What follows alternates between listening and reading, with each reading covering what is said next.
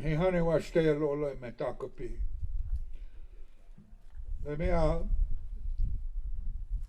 wan blito kai ana he Lakota le imacha. Me no haska imacha Ben Rod. Le he wopila taka le me takapi ne u. I'm glad that everyone has come. We would ask you now, as they have concluded some things that they were doing in the lodge with Kevin, we would ask that you come and take a seat as we begin this service for our relative who has made his journey.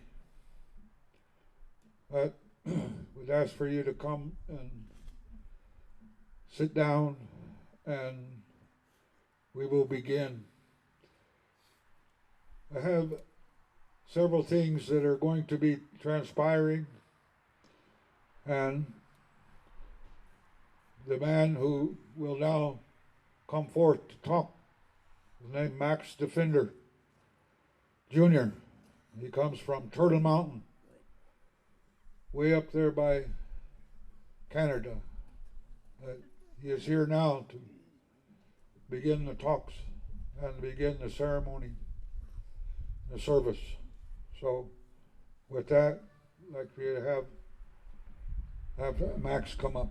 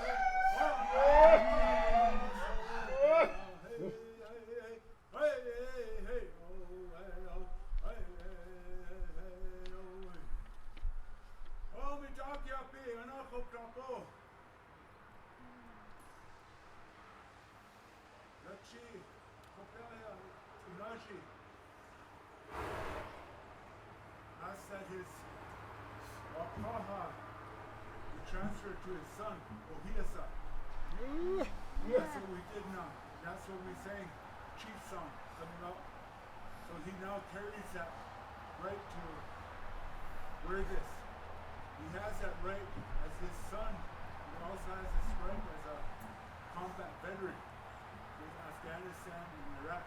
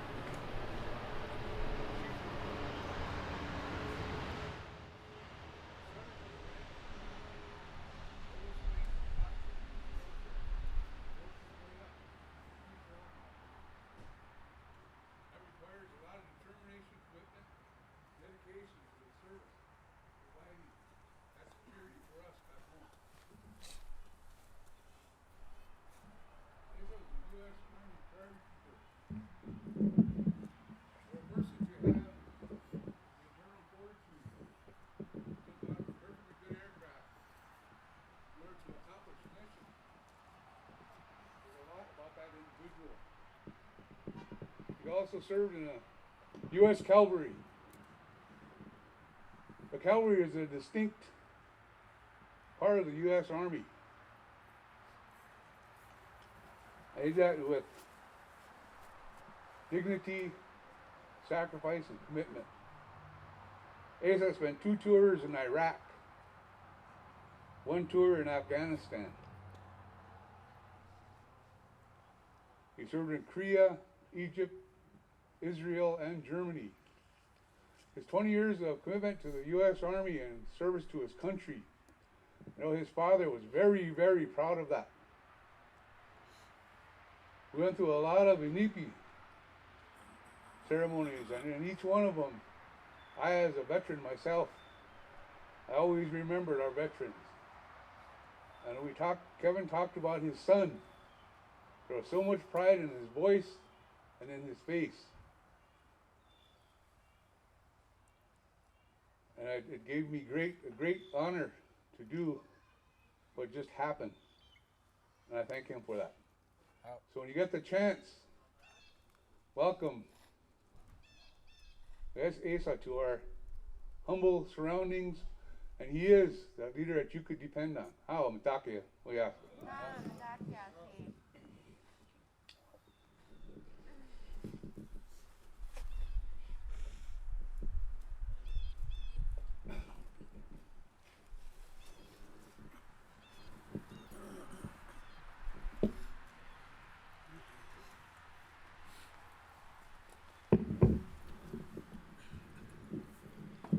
Good morning, friends and relatives.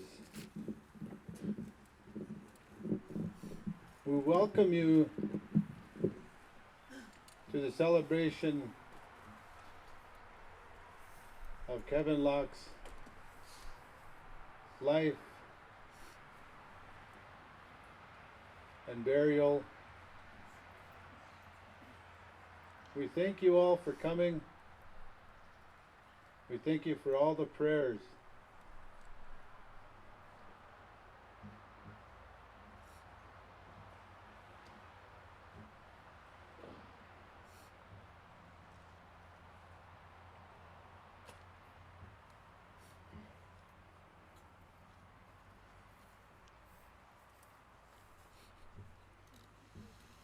I have a couple of quotes that I'm going to read from Baha'u'llah.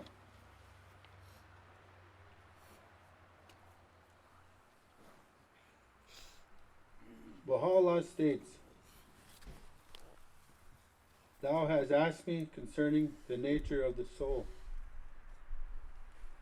Know verily that the soul is a sign of God, a heavenly gem, whose reality the most learned of men hath failed to grasp, and whose mystery no mind, however acute, can never hope to unravel.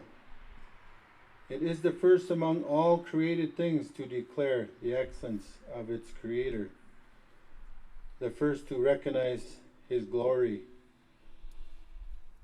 to cleave his truth, and to bow down in adoration before him."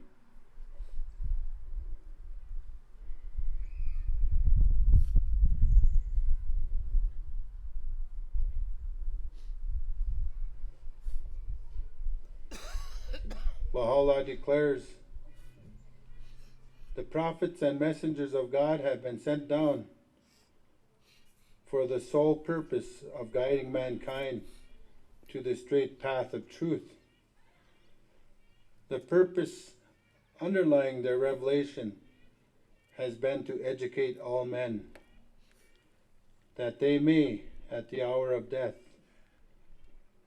ascend in the utmost purity and sanctity, and with absolute detachment to the throne of the Most High."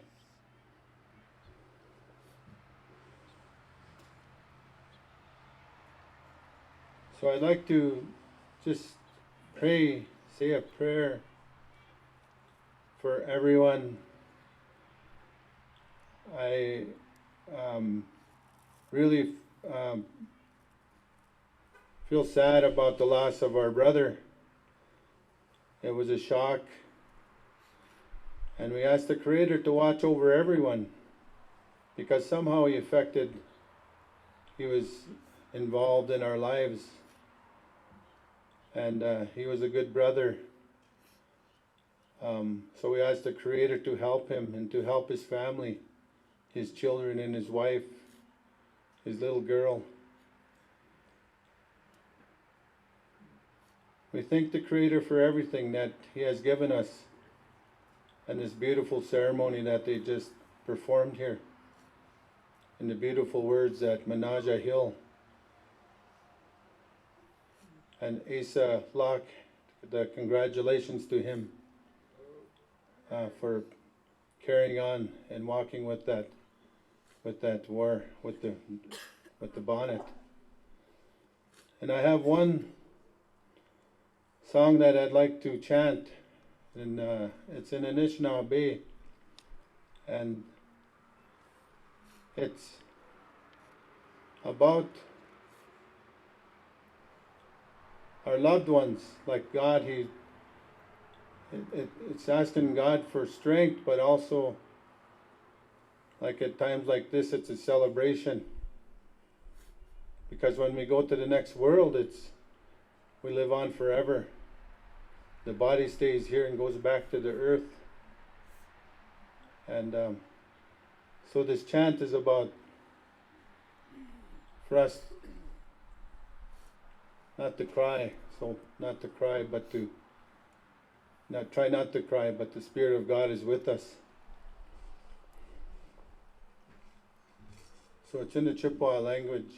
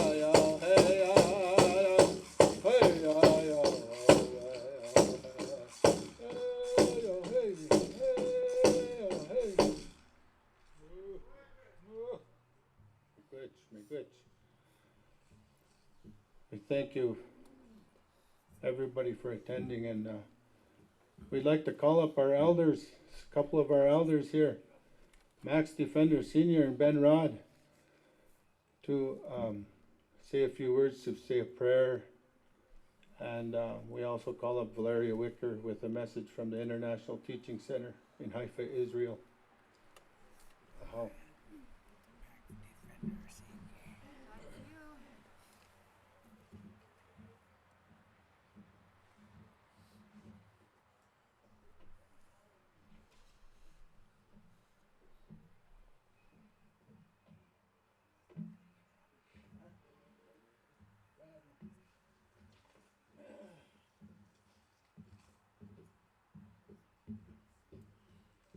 Hello. Bonjour, honey. I see all people out there, and I'm happy to see you on this day. Some of you are sad, some of you are happy. It's like when you touch that tree. That tree is the tree of life. You could feel all the happiness and sadness. But that all together, that's what makes this world. And I'll sing this song because I really didn't know what to say up here. I didn't know. When I was coming here, I didn't know I was supposed to talk here, but that's okay. Because sometimes I can't remember what I said anyway when I talk to the people. Yeah. So this song was given to us by these people that they're like children. They would never live with us out here where we are because too many people would take advantage of them in this world. And I was thinking about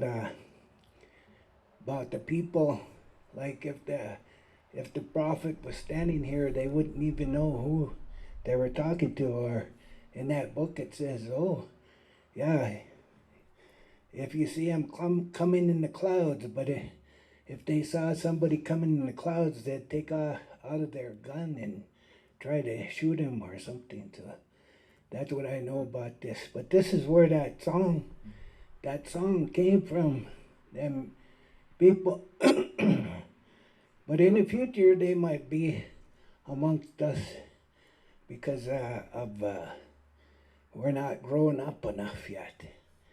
We didn't grow up, but this is the age of growing up, of maturity. This is the age of maturity, and I have a long ways to get to my maturity. Even though that I guess I'm an elder. That's what they say. I'm an elder, and I can't do all the things I used to do. So this is a song they gave us, and you're supposed to, when I sing this song, you're supposed to get some answers from the Great Spirit. So you guys think about that. Think about something that you want to answer. Get some kind of answers, you know. Hey,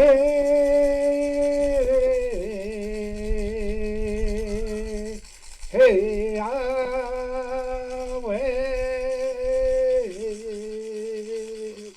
Yahweh, Yahweh, Yahweh, Yahweh, Yahweh, Yahweh,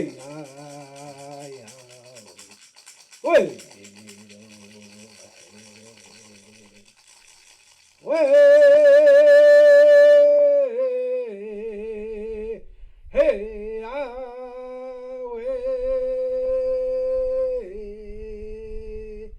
Yahweh, Yahweh, Yahweh.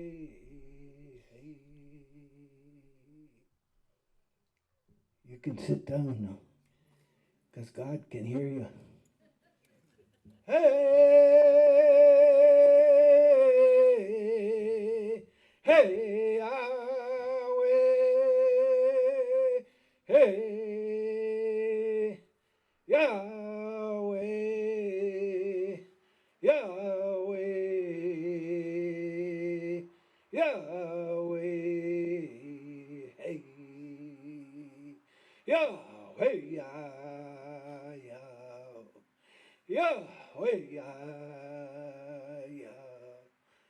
hey. Even if you're laying down, God, the Great Spirit, the kind Spirit could still hear you. Hey,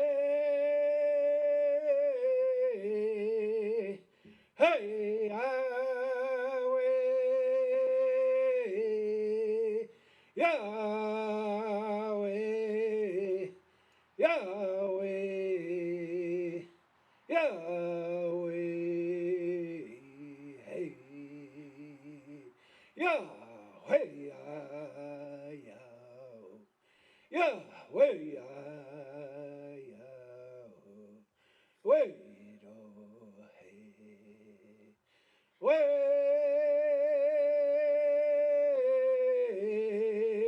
way, highway, Yahweh, Yahweh, Yahweh,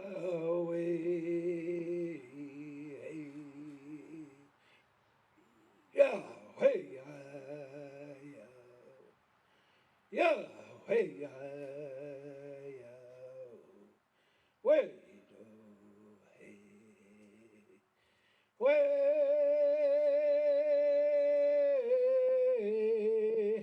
way, Yahweh,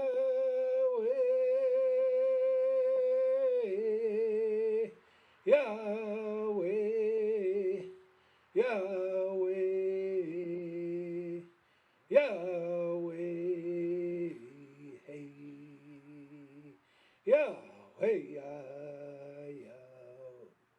Yahweh, Yahweh, wait, oh, hey. Yanji gazo penji. Otagaza wenag. Let's go. We go on. Hey. O abanas, o de na. O de ama. O ju. Indigenous mo win. We baba kamagata. Wara na aki. Get him kumi. Mineske. Muskojigan. Aninde. Gigido win. O get ye manitou kaso nan. Miss Gago got gigi toot. Gabe a winning. Get him good and done. Wayne saying OG. OG got there. OG. I'll miss my friend, but he'll still be here with us. And because he was not only a native ambassador to the world, he was a Baha'i ambassador to the world. And he knew people all over the world. And I told him that many times that I was proud of him, that he should shine the light all over the world. Remember that. But God will raise up another, because there's no end to perfection.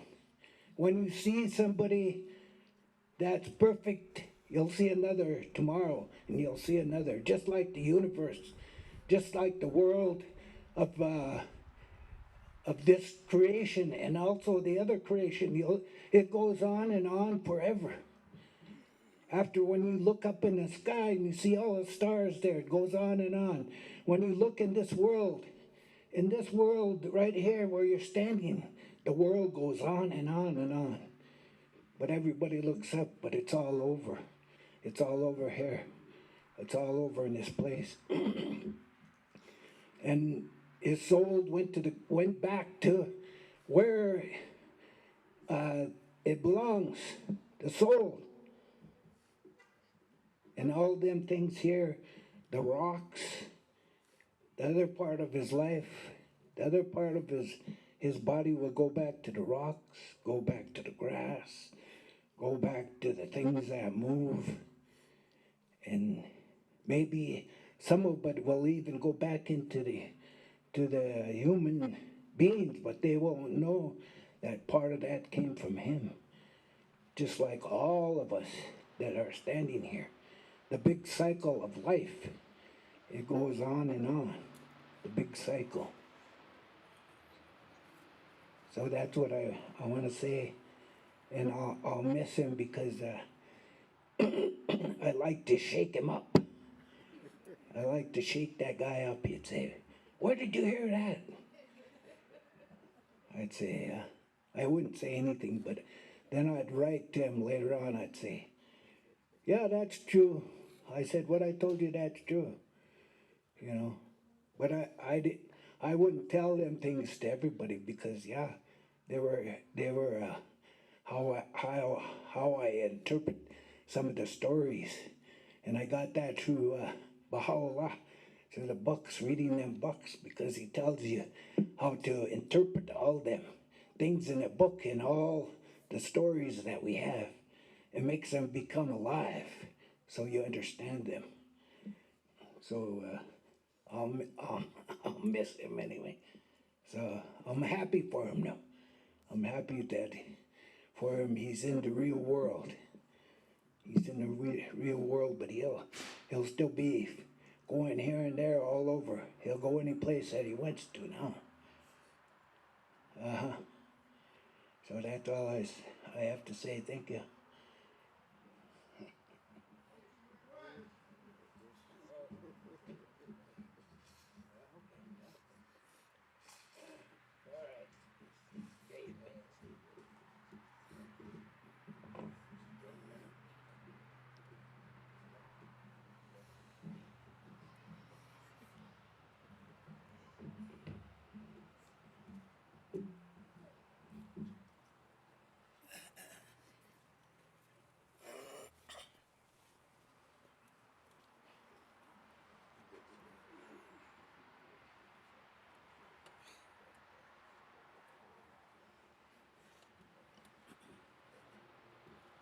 Oh,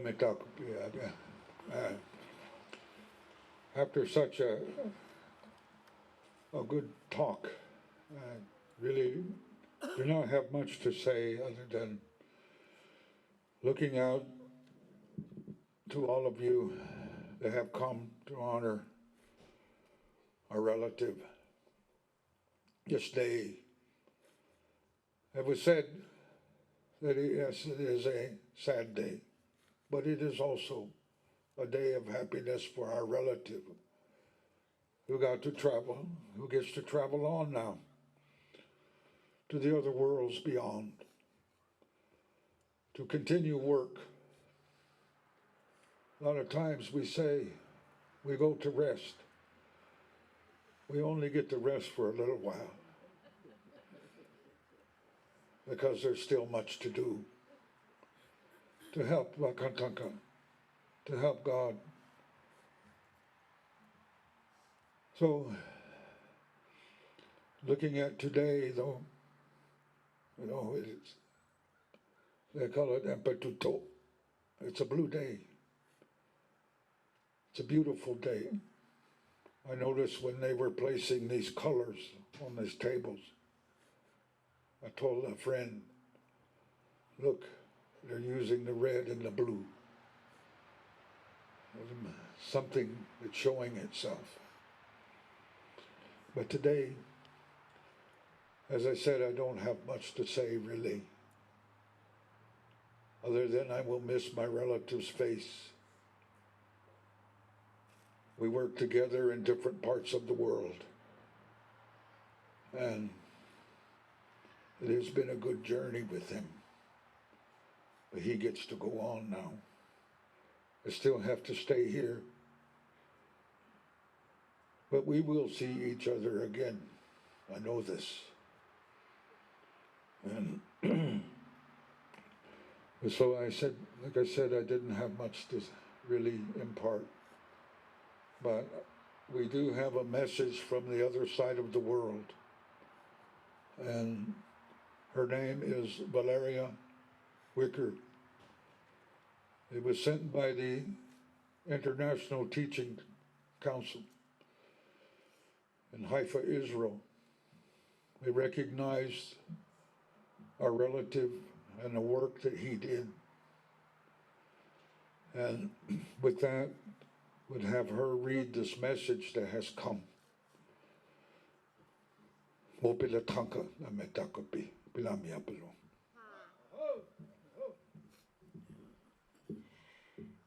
Hamitakuyapi, Chantewashtayanapi Chusapikacho. I'm bringing this message from the World Center, the Baha'i World Center in Haifa, Israel. In the Baha'i faith, there's no clergy, and we all help each other. And there is a role, though, that is auxiliary board member. And Kevin served in this role for many years, and and he was friend to many. Um, and so I just want to convey this message from the International Teaching Center. They say, "We were saddened to hear of the passing of dear Kevin Locke, whose long-standing service to the faith, including many years as an auxiliary board member for propagation in the United States, will be remembered with profound gratitude.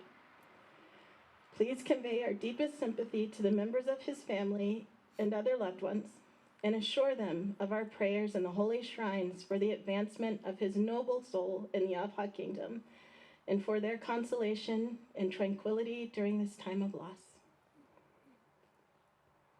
Thank you.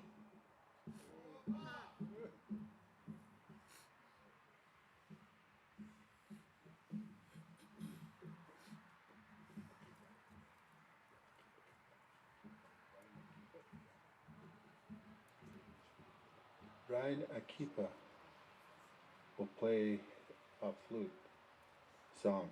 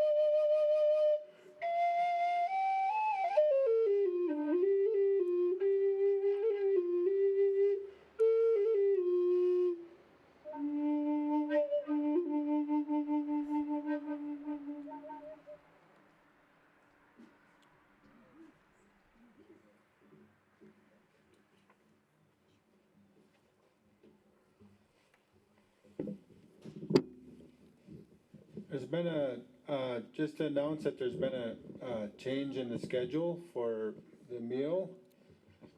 The meal will be after the burial,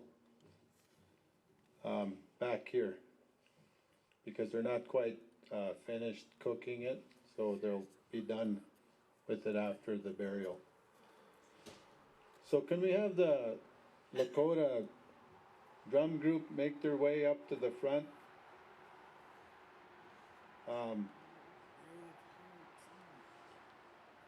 I don't know if they have the schedule.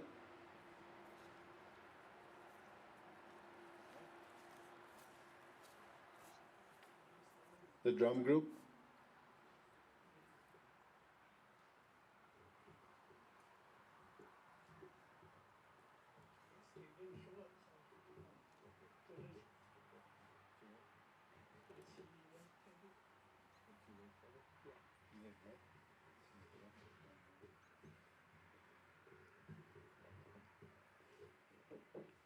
There's one over there. I guess Quincy Redfeather will sing us an honor song or Braveheart song.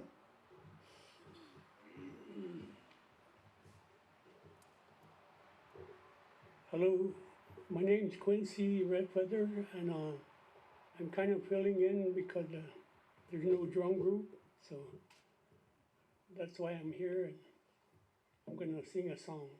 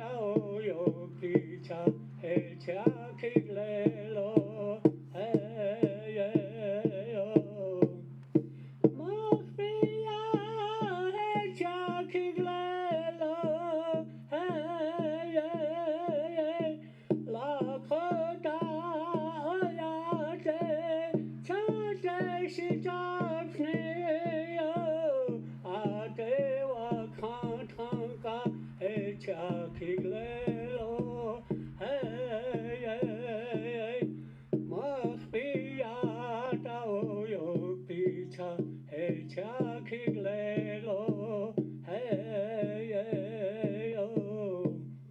Akodayate,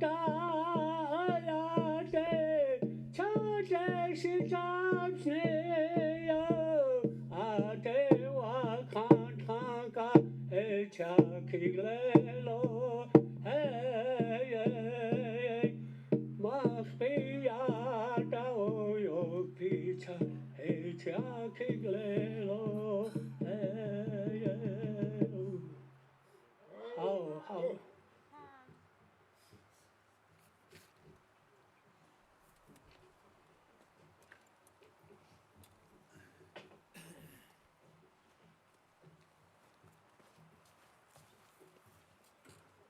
Could we ask Iran and Rick DeLowry?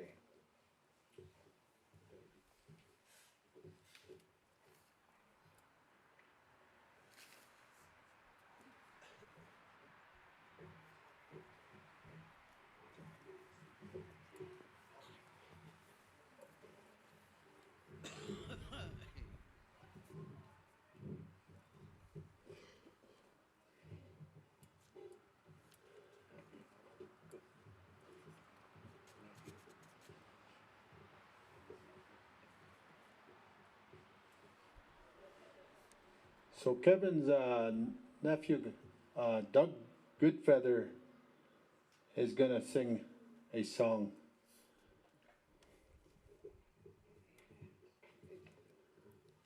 Hau mi da kipi. We akawash te milo. Ian pasota energy hitche mi taha. Ash. Kwakata ian chunkash ke hitche. Mi chach mapcha. Well, leo teche ke apetu kile. Io dona le yokshicha ni kapi ke. Sawailo. Osnilo ash. Dokash nikte. My Uncle Kevin, I traveled with him many miles in many countries. He would always say, when we first go out to the stage, he would say, look at all those eagles out there. Got some brown ones. We even got a few bald ones out there too. He would say things like that. He would always come out with humor, very humorous. And we traveled the world together, and we danced in many places. We drove in countries where we got lost in somebody's car we didn't even know how to drive. But we would always be joking. He said, don't worry, Toshka, he said. Somebody will find us. I said, holy. I said, you sure know you know where you're going, Lakshmi? He said, yeah, I do. He said, well, let's pull over and ask this guy. And I said, Uncle, we're in the middle of a different country. And then in the mornings too, early in the mornings, he liked to run. So he'd wake me up. In the middle of some country, he'd be running down the road. People would be staring at us and looking at us, but he would always do that, get me up, and we'd run all the time. Really fast runner. Had a hard time keeping up with him. And we used to always call his calves coconuts. He's got coconut calves because, hey, he got some big calves. And I see him dancing with all these young kids and just twirling around them, and all these men that are younger than him, barely dancing, but he's always, and it cracks me up to see that. Just enjoy it, to see his youthfulness, always eager to dance and teach. But he helped me so much in my life. He taught me so much in who I am as a Lakota.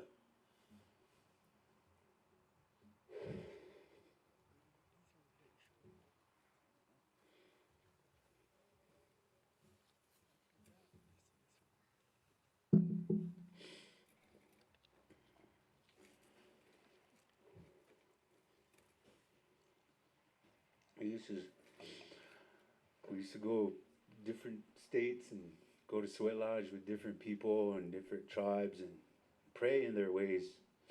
It was so beautiful to watch him always so willing to pray with people and willing to talk and visit, learn from each other. You know, and he brought that peace in me, brought that peace up. And coming back from combat, you know, he helped me heal too through my dancing, through the dancing. And the doctor said, hey, the doctor said, because I got hurt on this right side, and they said, if you stay still, it's not gonna work. So he said, come on, Toshka, we're gonna go dance. So we'd go all over the place, and he helped me heal that way. He helped me heal. So I'm grateful to him. And he would just show up in the middle of nowhere sometimes, and hey, I'm here, Toshka. I'm here. So I said, oh, okay, where are you? He said, I'm at your front door. I said, oh, okay. He's standing right there.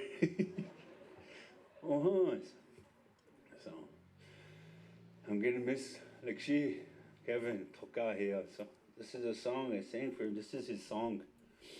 He said, I want you to sing this for me when I dance, where we go. So this is his song.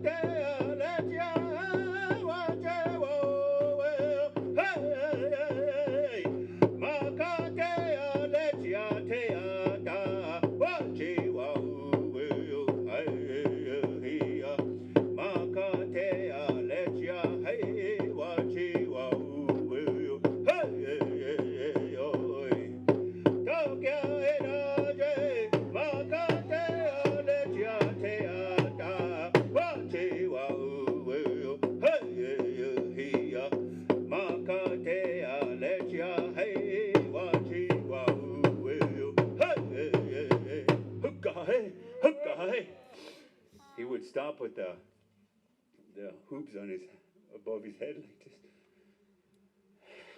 And he would take them out and he would say, he would take one out and they would all fall apart. He said, that's why we need to work together.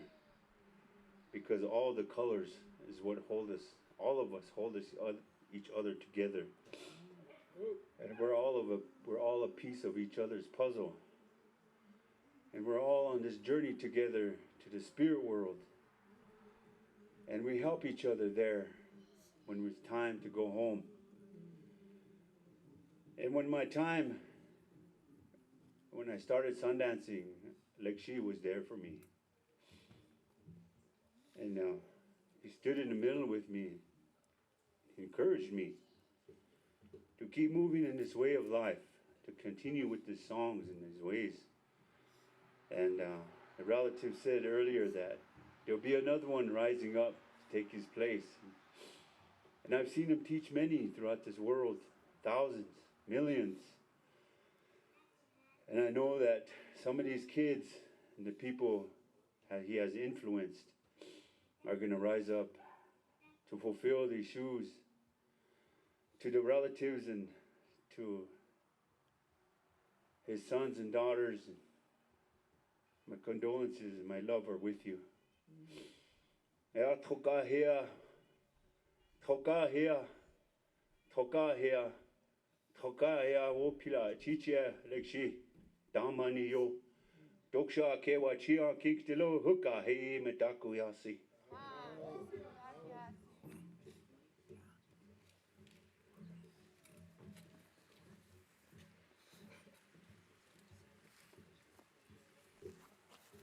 May Ron and Rick Delore.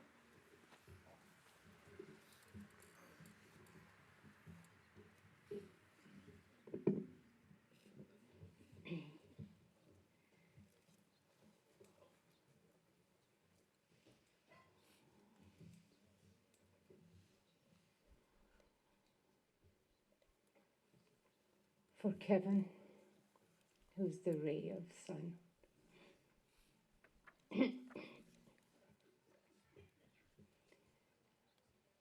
هو المشفق الكريم إلهي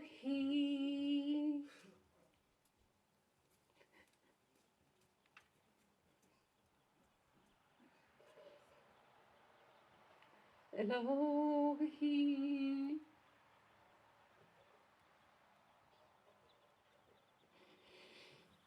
تو بینا و آگاهی که ملجئی و پناهی جز تو نجسته و نجویم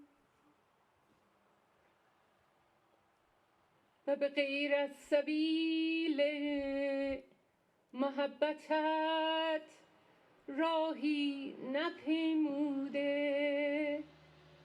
و نپویم در شبان تیره ناامیدی دیدم به صبح امید الطاف بی نهایتت روشن و باز و در سحرگاهی این جان و دل پژمرده بیاد جمال و کمالت خرم و دمساز هر قطری که به عواطف رحمانیتت موفق هر قطری که به الطاف رحمانیتت موفق بحریست بیکران و هر ذره که به پرتو انوار عنایتت مؤید آفتابیست درخشنده و تابان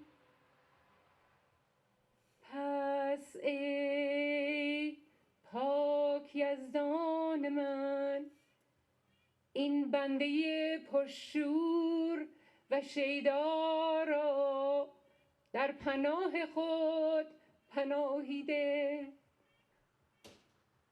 در پناه خود پناهیده.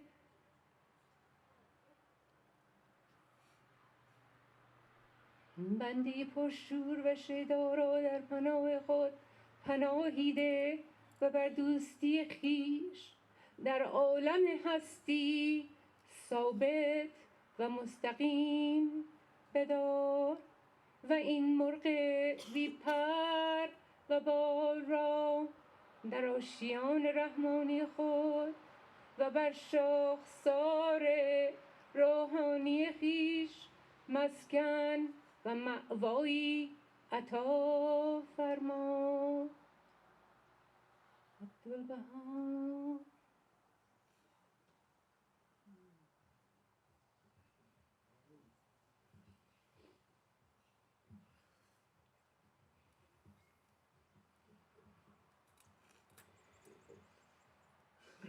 Of all the thousands of people I've come to know in my life, none have come near exemplifying the spirit of this Baha'i prayer as Kevin Locke did.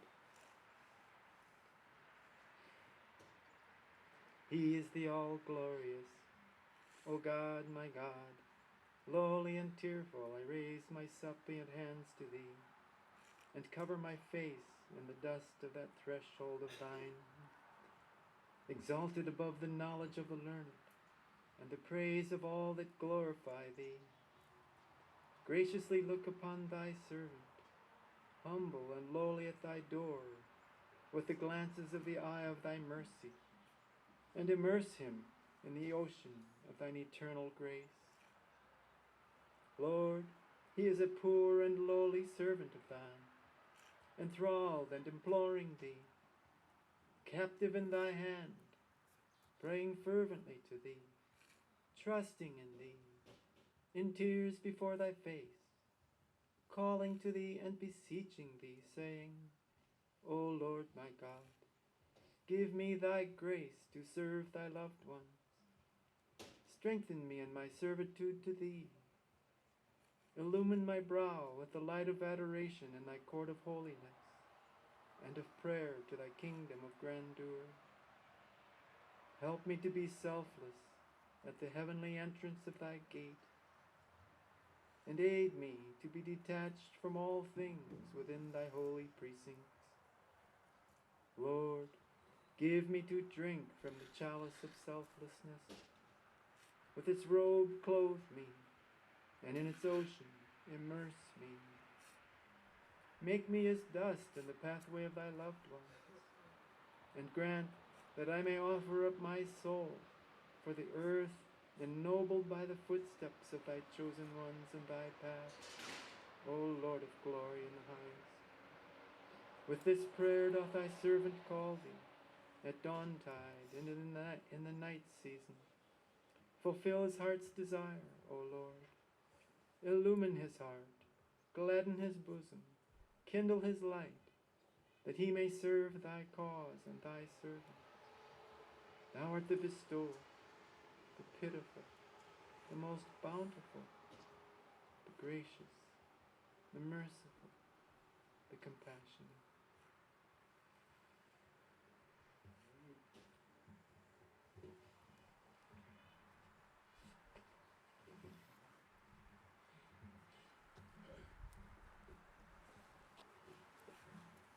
We're going to have a song by Lakota Drum Group.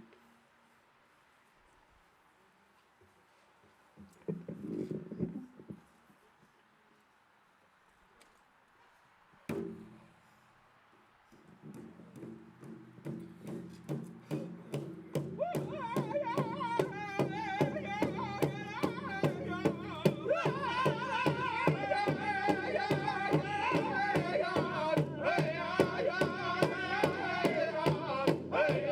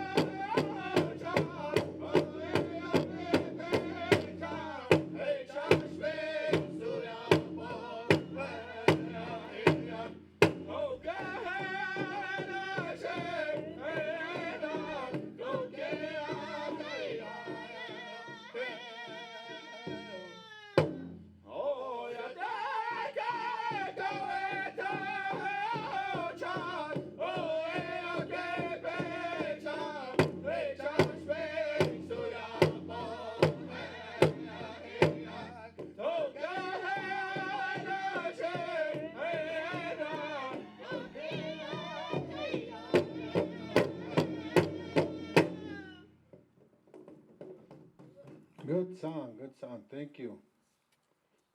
Thank you, Lakota Drum Group. Now at this time, we'd like to call up the Patricia Locke Foundation.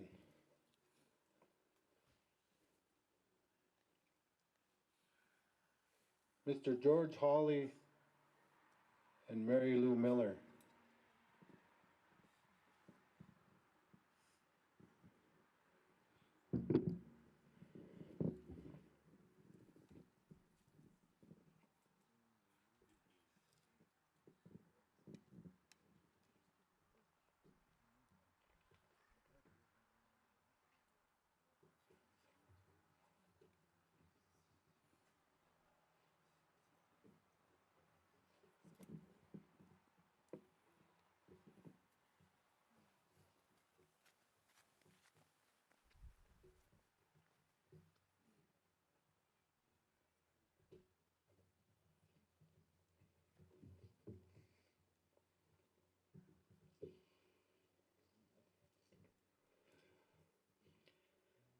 All my relatives, I'm honored to be here.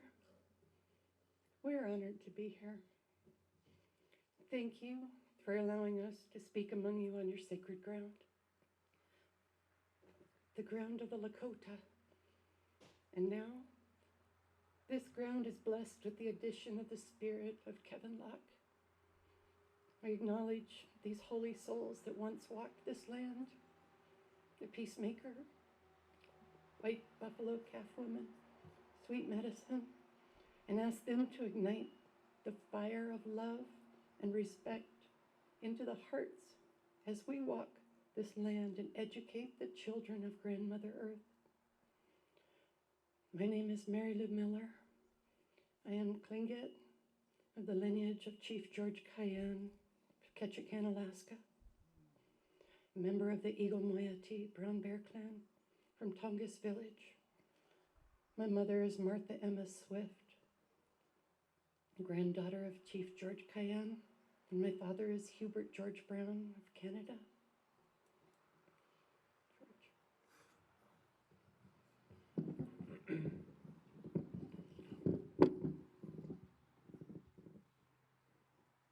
Alawapa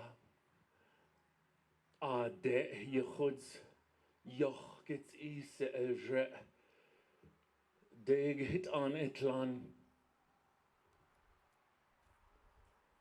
Yoch gets I naten chutz in this so.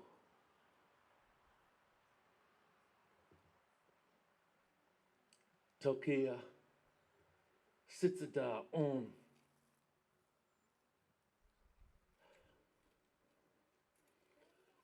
My name is Yochgitzi.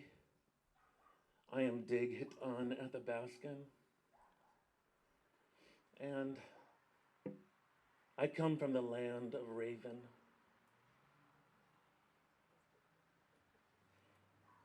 From the north. From Soldotna, Alaska, to be here with you.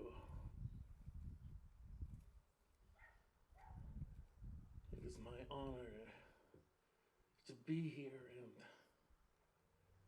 having spent some time with Kevin in this life, and I pray to be able to keep on his vision and to be able to keep his family in my thoughts and prayers and my actions.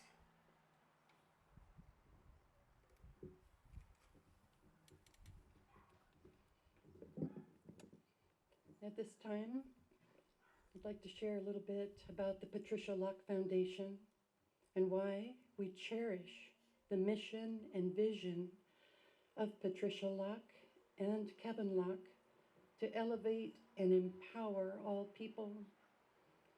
The Patricia Locke Foundation was started by Kevin to continue the legacy of his mother, Patricia, who was so dear to him, just like his mother, who worked tirelessly to educate and preserve cultural traditions and wisdom with the Indigenous youth. Kevin's life was also built on encouraging people, especially the children and youth, to elevate them and inspire them to have faith and to have hope, to choose work and service into humanity so that they can be in that hoop of life and make an impact and contribute to the progress of others.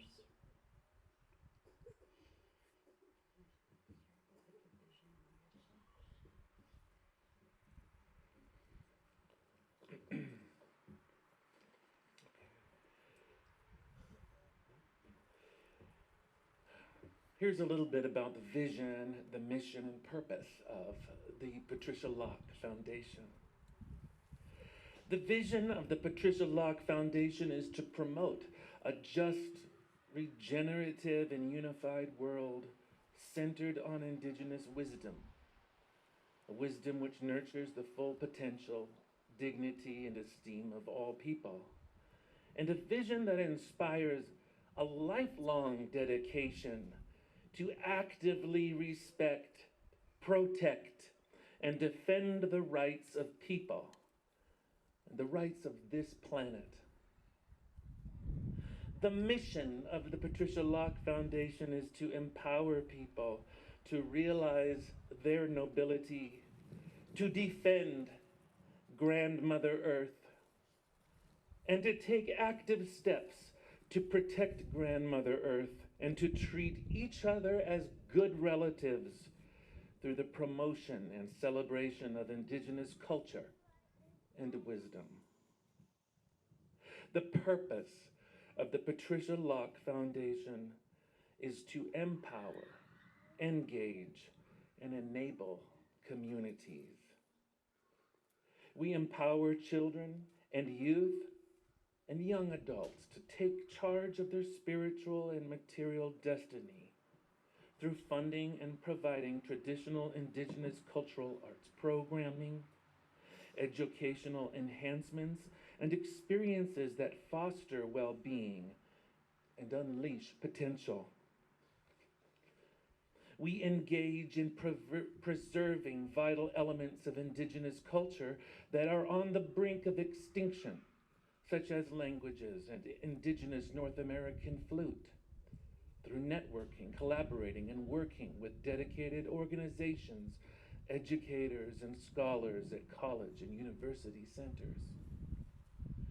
We enable communities to create systemic change, reclaim, regenerate, and reinforce cultural identity to curate their collective future through in-depth outreach and collaboration towards common goals. And here are a few of the guiding values and principles of the Patricia Locke Foundation. 1, children and youth and young adults have the power to contribute significantly to shaping the societies of the world. Education is an investment in our collective future. It is the essential means by which children and youth and young adults acquire knowledge, develop competencies, and forge change. And third, preservation of indigenous history and celebration of indigenous cultures are necessary to establish the truth that all peoples are members of one human family and operate as an interconnected and inseparable whole.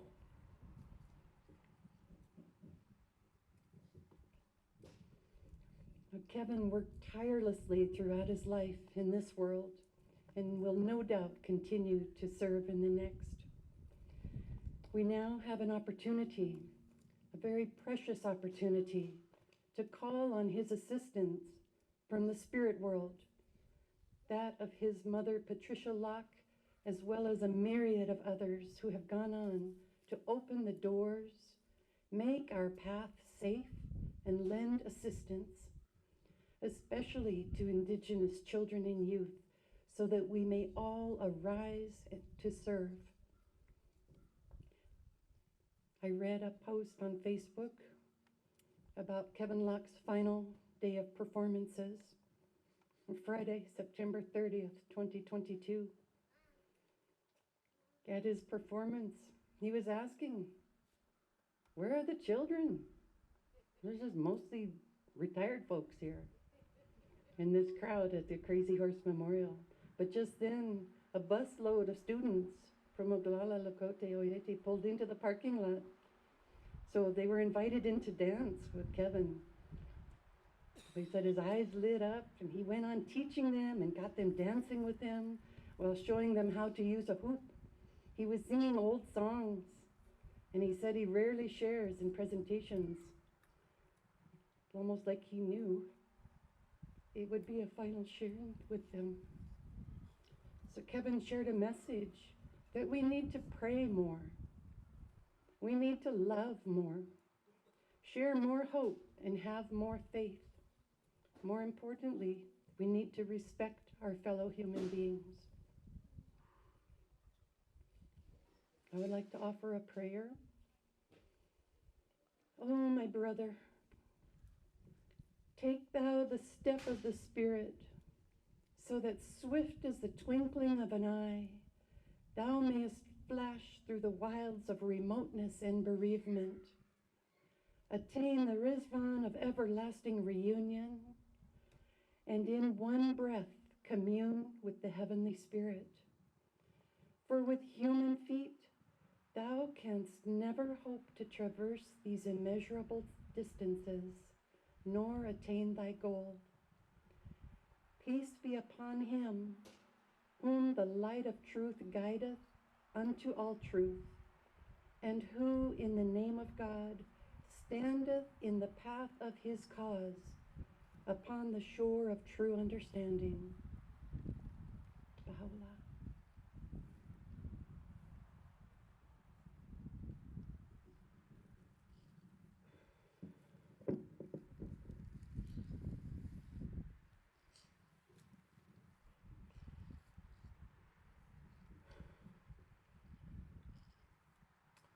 This is a song that Kevin asked. He said, George, when you get a chance to share, sing this song, would you?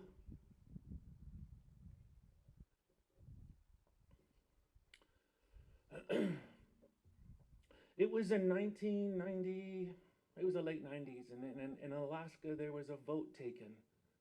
And that year, there were almost 75% of the voters voted for an English-only law. And our dig hit on people. got together and we consulted about it, how we wished to respond. And we did so by wishing to make connections between the hearts.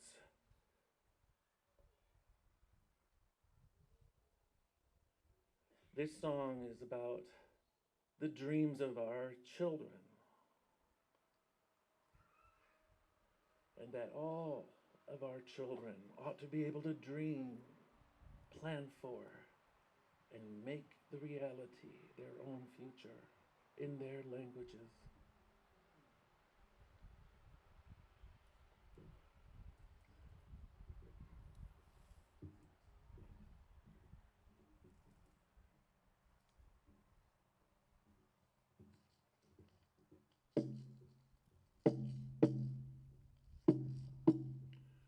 Perhaps you can guide Danak. You can stand up.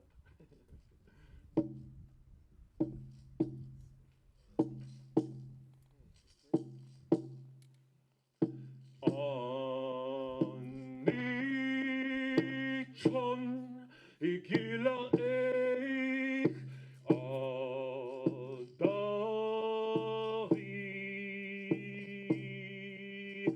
ayod naten veoden ediston agilek itsen Anichon igila eich yochgetzi genoye yochgetzi etotes genoyes sit they chuzdist on Go hals in kantat et on the dakotel on sid loy EST go on no had loy cause this do yet naka atachanek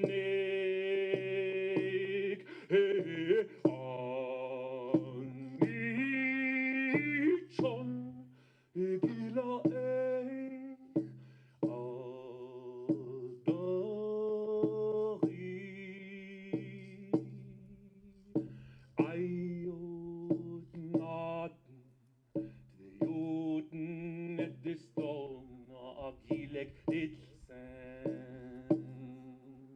Way up there, the rain is reflecting light. Here is a land we have heard of again and again in our mother's song. Way up there, where the rain is reflecting light. Yochgetzi, grandfather of us all, raven is flying. I should do the same. This night, I'll send up a prayer and wake up where the clouds are far behind, where it is eternal spring. Up on a mountain is where you'll find me. Anichon igila eich adari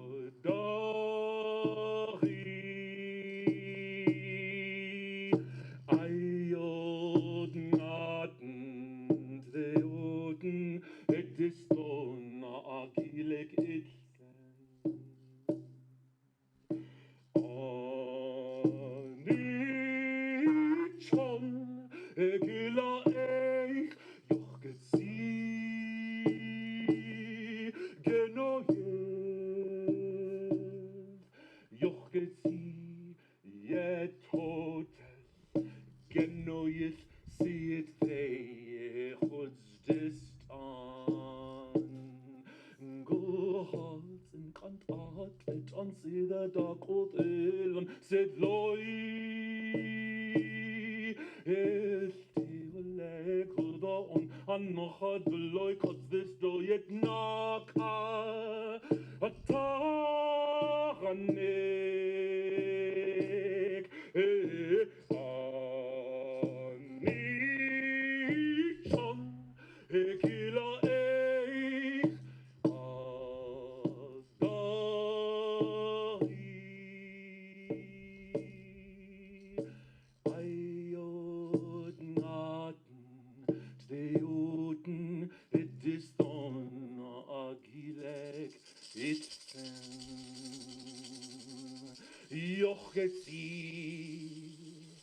Yet totes genoyed. Oh! Ow! Oh! See it fade. Ye hoods. This on.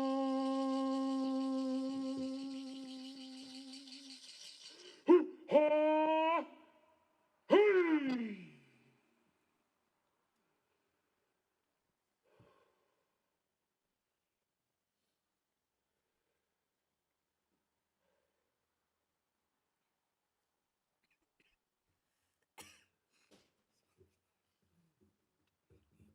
Guneshish friends, you can find out more about the Patricia Locke Foundation on their website, patricialockefoundation.org, and see the numerous activities and interests for the children and youth and preservation of our land. Guneshish.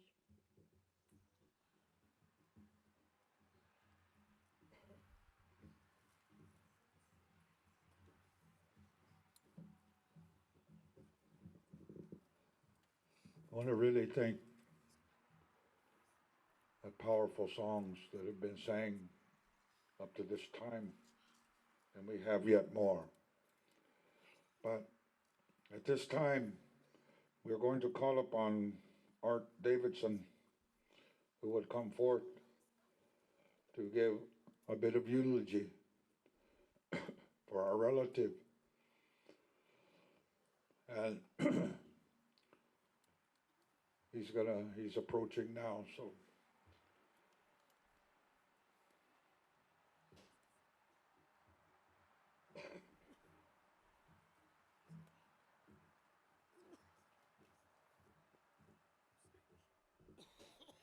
George, that powerful song, taken my breath away, all of us, I think. We've heard so many wonderful words of kindness, remembrance, and I think of Kevin's friend earlier saying, we're all on this journey together. That is so true. That is so true. I think that's deep in the Baha'i faith. I think that's in indigenous beliefs and faiths and for many people. And Kevin's friend also said recalled how Kevin looked out and said, well, there's some red eagles and some dark eagles. It looks like one of the bald ones showed up today. You know, it feels so good, doesn't it, to be surrounded by people who knew Kevin so well. And we each knew him in different ways and have different memories. We prayed with him, we've laughed with him, we've traveled with him. And I'm also glad to see young people here today. And you know, this is called a eulogy, but I don't think of a eulogy as something one person says at one particular time. I think each of us who knew Kevin have a eulogy inside us for him. And that's something we can share, you know, all our lives. As we meet people or when we're sitting with our children, and we can share what Kevin meant to us.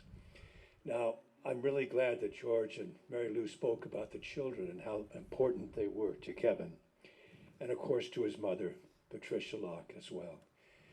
And it's so good to see some young people here. And I just want to say my few remarks, particularly to the young people here. And first of all, to young Patricia, to Patty, you have to know that everybody's heart here goes out to you. We're your friend. We love your father, we love you, and we will share our love and our wisdom and knowledge of your father with you. And hopefully many, many times. So, you know, you young people, we're here honoring a great man, right? Somebody who, as they said, shared his radiance and his love and his wisdom throughout the world. He was important to the Baha'i faith, the Baha'i community. He was important to his family, to his children and grandchildren, to the Lakota people, to other indigenous people. But you know, I remember Kevin when he was younger, and he wasn't the Kevin that we remember today. He was a young Kevin. He was becoming himself. And I think that's important to remember. And You young people, you know it is believed that we choose our parents. And boy, didn't Kevin and Nona pick a great mother. There she is, Nona. You sure picked the mother of all mothers, I can tell you that. I met Kevin and Nona just a couple of days after I met their mother, Patricia.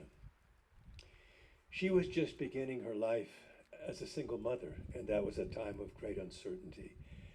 I knew she was looking for a house or an apartment to rent. So was I with my two children, my wife. I found a place, it was a big A-frame in the woods above Anchorage, and there was a downstairs apartment and there was an upstairs apartment. And I went back to where Patricia was working at the Welcome Center, and I said, you know, I found a place. Maybe you'd like to come and take a look. So the next day, she showed up with Nona, I think 13, 14 years old, 15, 16-year-old Kevin. And they were each holding something in their hands. And Patricia said, you know, we're Lakota. And when we go to visit, we bring a gift. And that was very nice. But I think of that today partly because, in a way, that defined Kevin's life. He was always giving and finding ways to give. And you young people, I think we learn these things when we're young. And sometimes just by gestures, by traditions. I'm here with my wife and my daughter, and their Yupik traditions. The first fish that a boy catches is always shared with the elders. The first seal, the first caribou. And I think that's one of the great gifts of Indigenous people, is that sense of giving and sharing. A lot of people need to learn that, eh? But I think I want to just share a couple memories of Kevin when he was young. One was, you know, we both in that house that we shared for a year or so.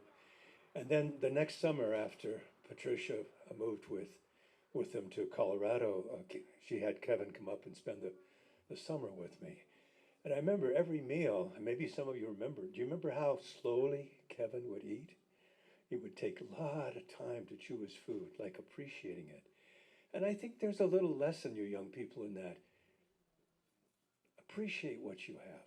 Take your time. Be calm. Don't have to rush. Now I want to share something from that summer and then the following summer. You know, Kevin was about 17 then, 18, and he was graduating from high school. And I remember him saying to me, Art, or Uncle, sometimes he'd call me, you know, it's like, I don't know what I want to do. I mean, maybe I should go on to college. Teachers are encouraging me to do that. And of course, Kevin was very intelligent. He could have excelled in many ways. But he says, I feel something in me. I want to go another direction. Maybe go back and learn more about my people. And what should I do? And I said, I think you should listen to that feeling in your heart. There'll be time for you to go take college courses if you want to. And so, as you know, Kevin began a journey. And he went back, and as he's told me and many of you, he decided that he would learn so many Lakota words a day. I forget if it was 12 or 17 or 9. But he went and he sat with the people who had the language, and he learned the language. And he sat with the old people, and he learned the songs, and he learned the prayers. And within the language and the prayers, of course, is the values and how we live and how we treat each other. So you see, Kevin was not just suddenly the Kevin that we honor today. He was a young man, and he had questions, uncertainty, and he was trying to find out what his life journey was about. And I think a beautiful thing about Kevin is he kept doing that throughout his life. Listening to that voice inside of him, he learned to play the flute so beautifully, to sing so beautifully, to make us laugh so hard sometimes, and to tell the stories that had meaning. And he dedicated his life to reaching out all over the world through the Baha'i community, through indigenous communities, white communities, through all people, teaching those lessons that he had. But remember, we can all re-envision our life and find new directions at any time in life. You know, in his book about his life arising, it's about finding yourself and finding out what you can do. And I know when you're young, you have your young people, like we're all young once, we didn't know who we are. We don't know what we have to give. We don't know what our talents are. But we start someplace and we do what we can. And that brings me to a final memory I'll share with you. When Unshi passed away, Kevin asked me to wash her body with him. Neither of it done this before. And it's such a personal and sacred thing to do. Kevin said afterwards, you know, it's like we didn't know how to do this, but we just got started and did it. And in those few words, I think that's how his mother lived. Time and time again, she took on challenges. She didn't know from the beginning how to get it all done, but she took it on, whether it was fighting for religious freedom, fighting for education, just for children. And Kevin was the same way. So I think to young people, I would just say, listen to those voices in your inside you.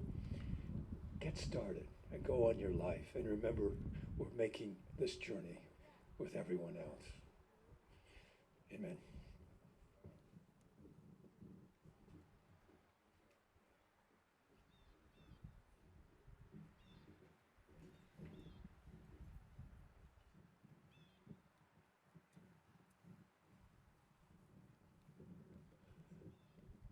We'd like to call up there's a proclamation from Standing Rock. A messenger that somebody brought a message. Are they here?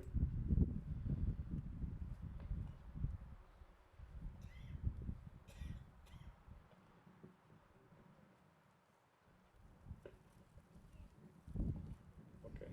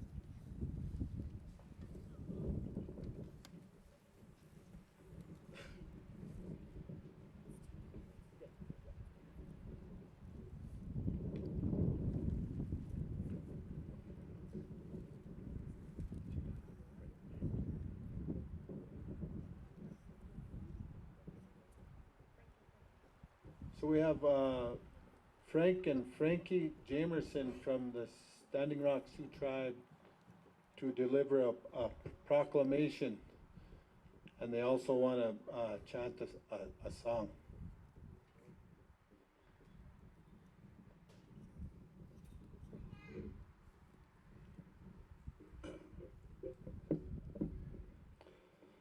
First of all, good afternoon, friends and relatives of the late Kevin Locke, and those that have come here to pay their respects. As was told, I'm Frank Jamerson. I'm the Vice Chairman of the Standing Rock Sioux Tribe. And on behalf of our Chairwoman, Janet Elkire, and our members of our Tribal Council, and our relatives from back home, from Standing Rock, Proclamation in Memoriam Tokea Inaji Kevin Locke. Whereas Tokea Inaji Kevin Locke lived a life an Ikchewichasha, a common family man, who loved his people and the kinship bonds that connects them.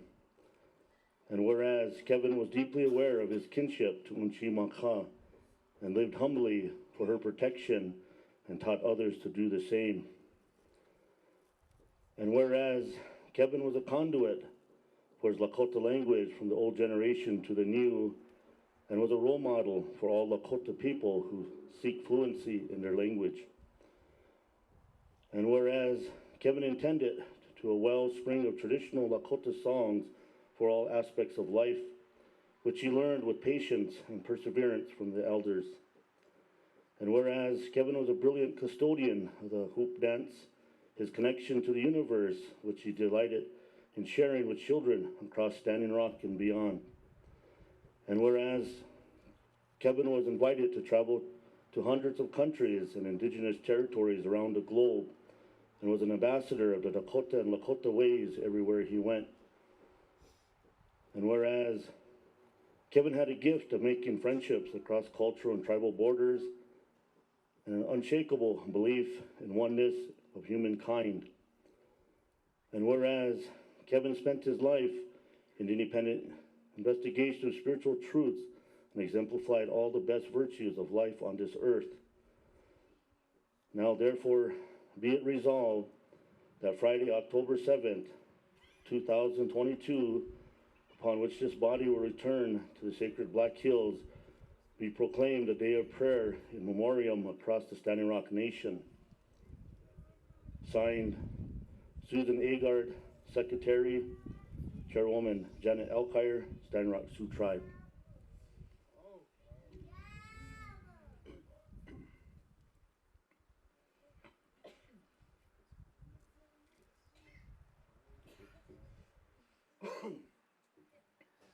I just want to share a song, me and my daughter, and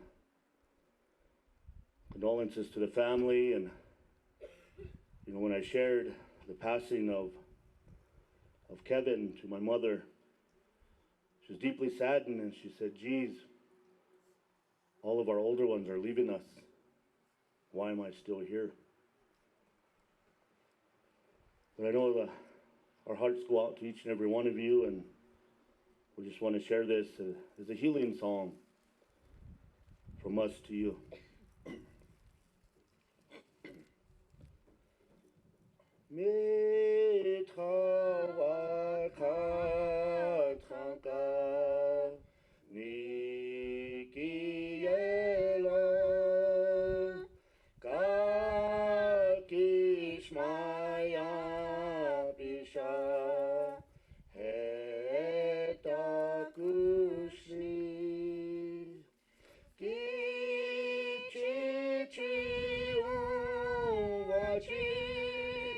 Me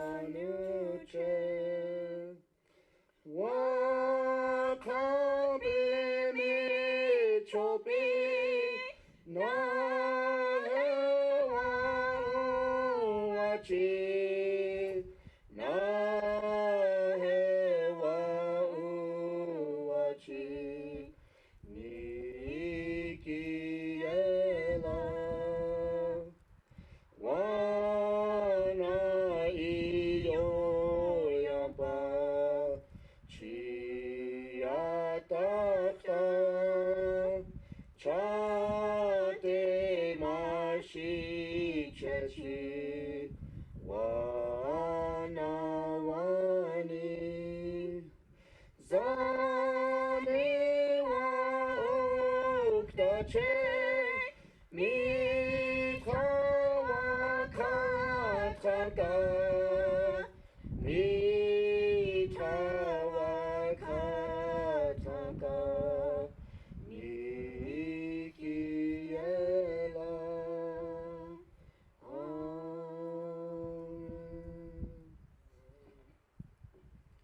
on behalf of friends and relatives from Standing Rock, we send our condolences, and many prayers go out. And I know Kevin touched many hearts, and he'll be truly missed. And I'm just thankful that I had a relationship to Kevin to understand what human kindness across all walks of life, to be able to lay the barriers of color down and just become one as people. So I really thank you all here that have come for him, and again, condolences. Thank you.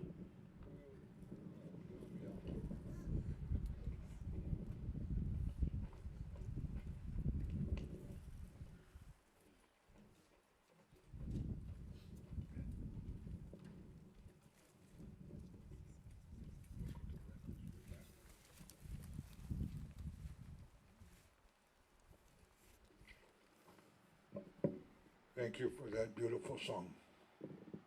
We'd like to call up now, it's a Lakota language revitalization, Armik Mirzaya.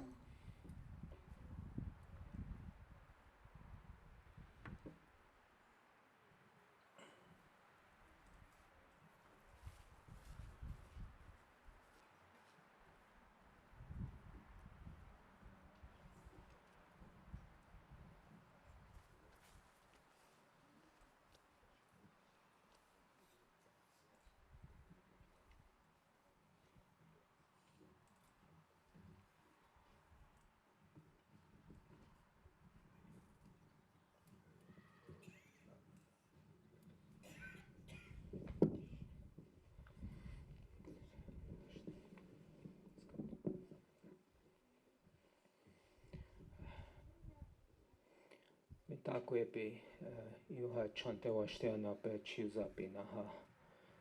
Lila oyate ahiki lila o angni washte picha wanchaka biki lila yomakpi. Nale ampetu ki otechike ash ampetu wan washte ake wan yaka picha tungashila wopila genichapi.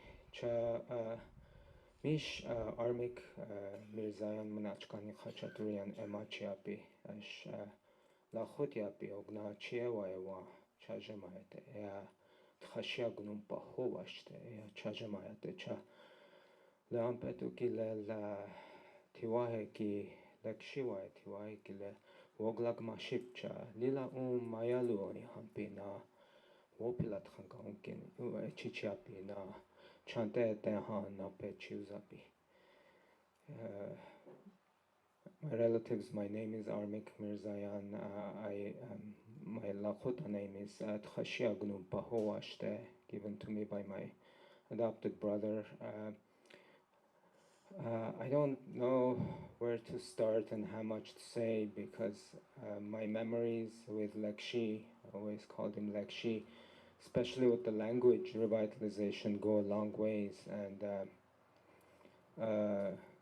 he always saw every single one of us, all of you, Lakota, Dakota, Nakota, any other language, indigenous language that you're working to revitalize.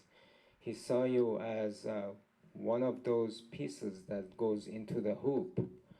And so I thought a lot of my relatives have spoken here, lots of good words, great songs and awesome memories that I just have a few personal things I wanted to share with you to let you know how Lekshi played such an important role in making me who I am in language revitalization, and also transferring that to my students,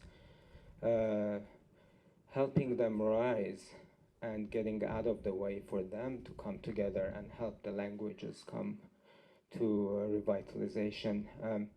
So like she would sometimes, so I'll share some really good memories I have. I met him in 1998 when I was a student, and he did his beautiful dances for us at a gathering in Boulder, Colorado, is where I first met him.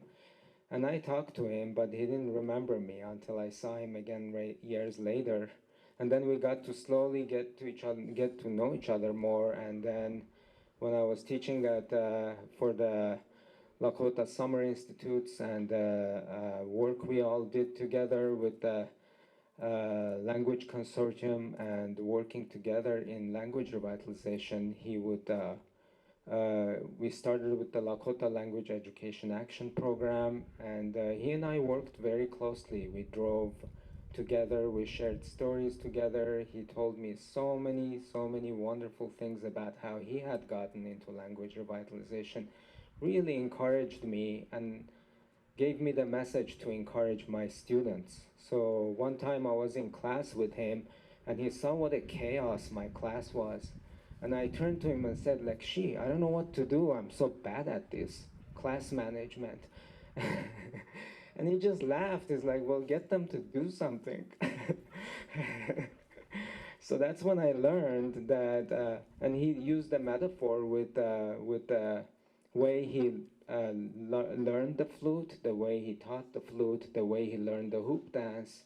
He said, think about bringing the people around you into a union with you.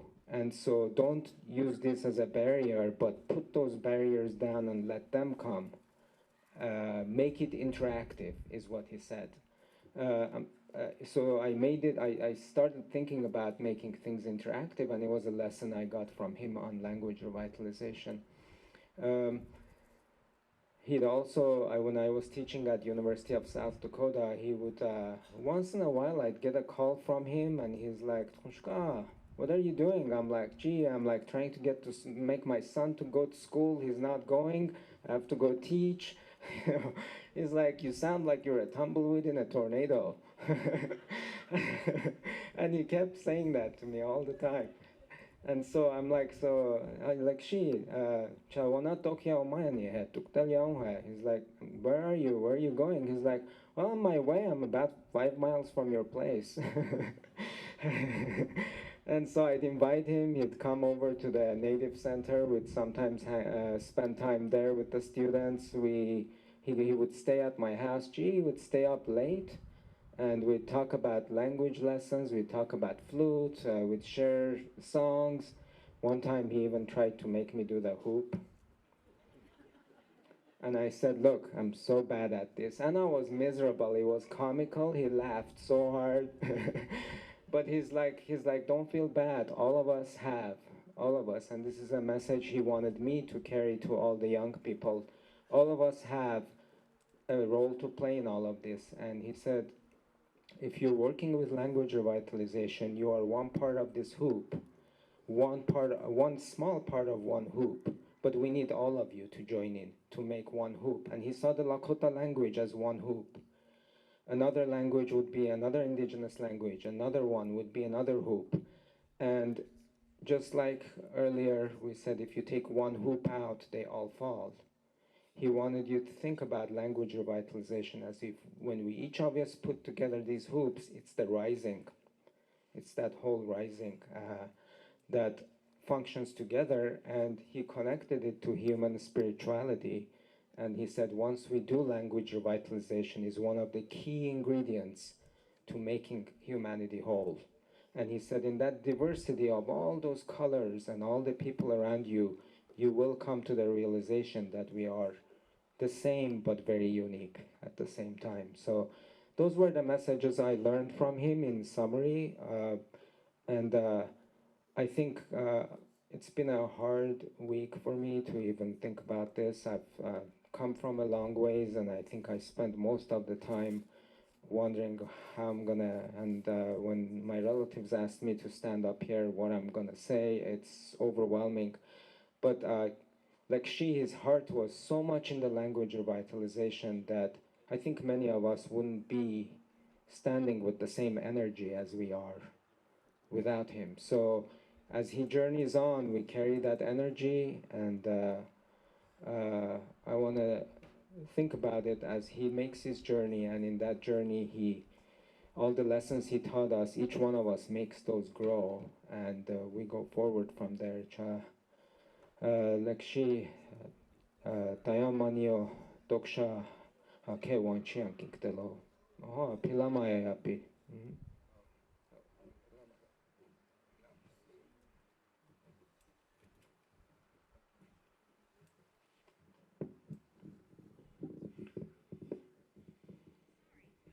And I thank him for those encouraging words and his memories.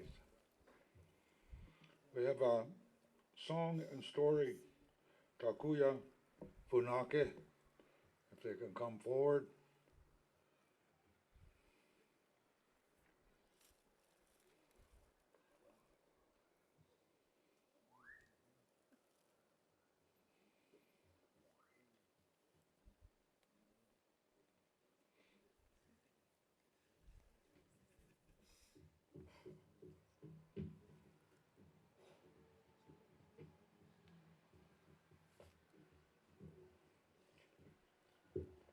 Good morning, everybody.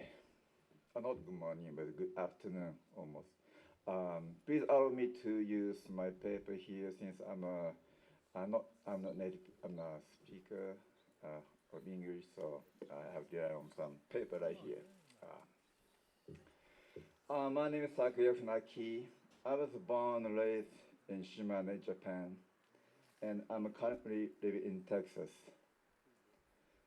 Kevin was my big brother and mentor, one of the most compassionate, trustworthy, and selfless people that I ever met. I have many, many special memories of our time together over the years, but let me share how I first came to know him. I just can't really explain it, but I always felt a strong connection to the Native American culture, especially our Plain tribes. In fact, while I was living in New York City back in the early 1980s, I would often visit the Museum of American Indian in Harlem. One day, as I was looking through the music section of the gift shop, I came across Kevin's his first cassette tape recording, The Love Songs of Lakota, which was recorded here in the Black Hills. When I listened to his love songs of Lakota, I would be overcome with images of the grassland, roaming hills, and beautiful ponderous pine forest. And I was determined to see the Great Plains one day. By the way, the soft, soothing, melancholy tone and the melody of flute reminded me of some old traditional Japanese folk songs. That might be one of the reasons why I was into the flute music. When I think about how we met, it was actually by chance that I first crossed paths with Kevin. It was in 1985 when I was a student at the St. Nebraska College, Rosebud, South Dakota. I had gone to Rosebud Fair Power, not knowing that Kevin was guest performer. It was the first time I saw him play flute and perform his flute dance.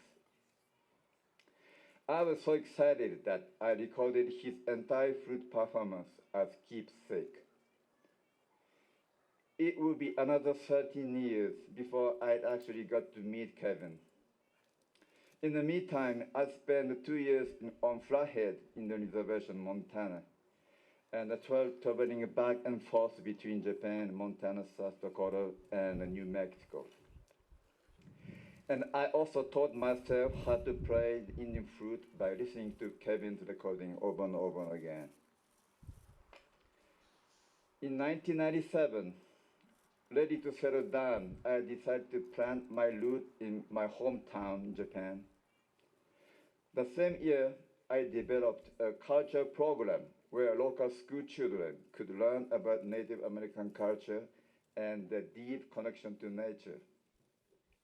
That same year, I also started doing my own performance. I would perform the Indian flute, but also talk about culture and the background history of the food. And how young Kevin was devoted to preserve old fading tradition through visiting veteran singers like Richard Hubu, Ben Blackbird Sr., and Bill Blacklands, and learn traditional songs.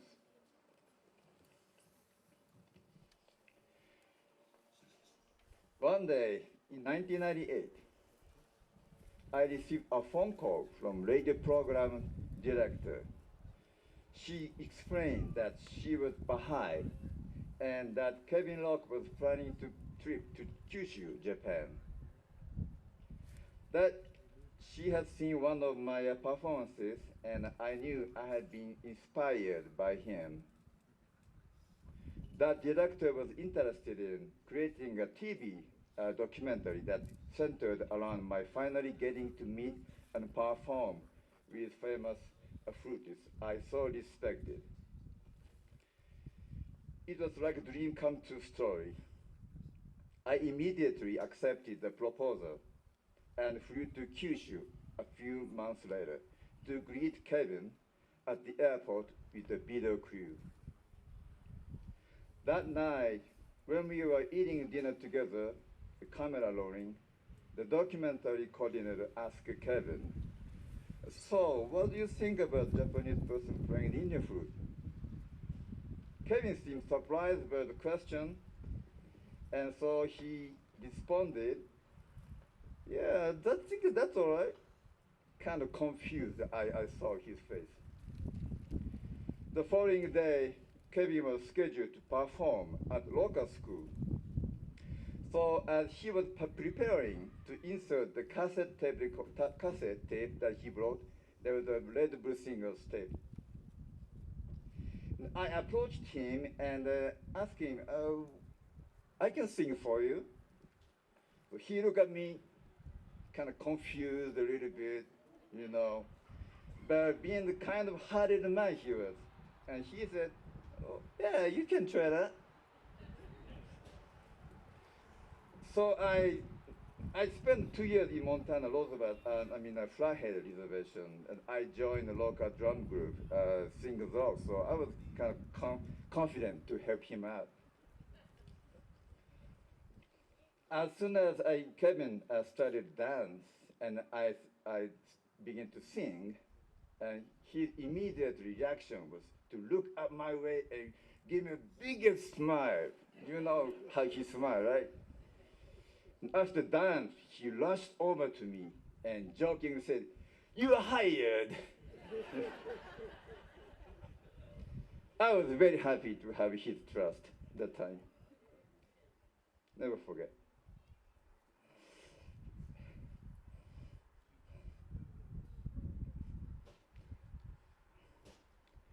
And that was the starting point of our 24 years of friendship.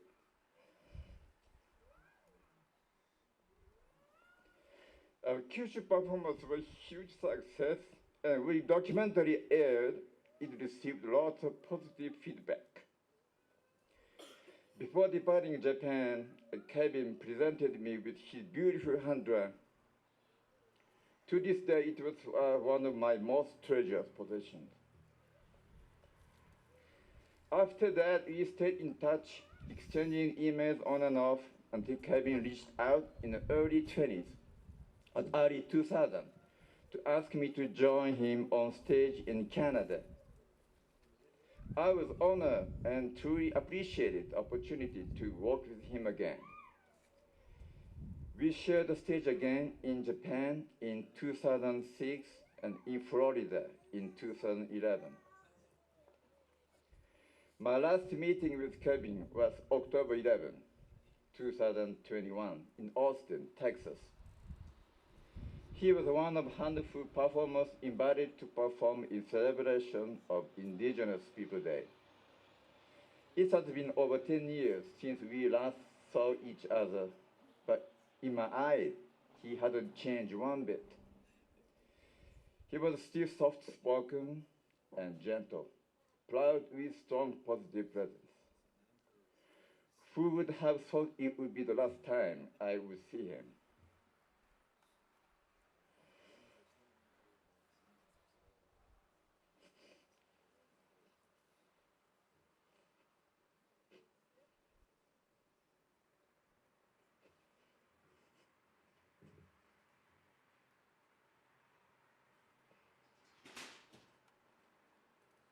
Still can't believe it.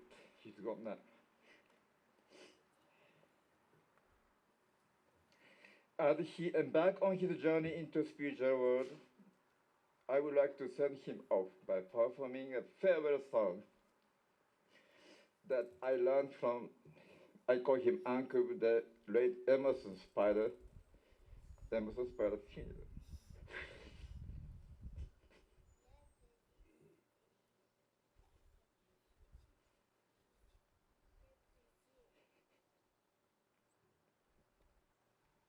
Occupant South Dakota.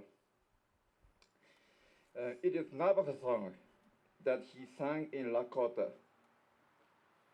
And actually, I asked him to translate into English one time, and I translated that word into Japanese because I want to know the Japanese people to know the meaning of the song. And unfortunately, I lost the direct translation of him, and my wife helped me to translation back from Japanese to English. And for the people who don't understand Lakota language, the meaning of the song is, "Oh great spirit, have pity on me. On this day, have pity on me. May I walk in the light of this earth." The song goes like this. I hope I can finish it without tears.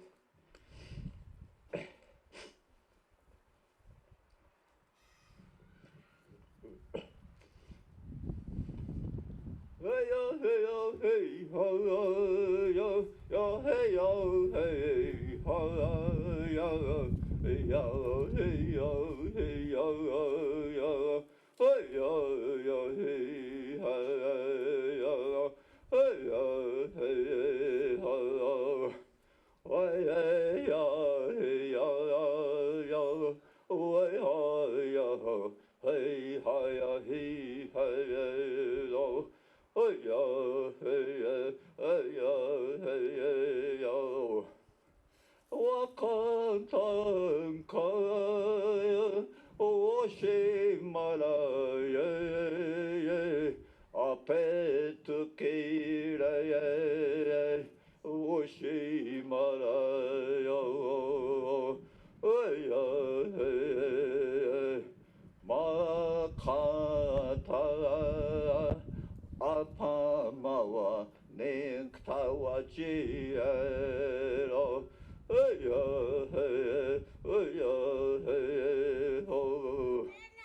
hey oh hey ho, hey hey oh hey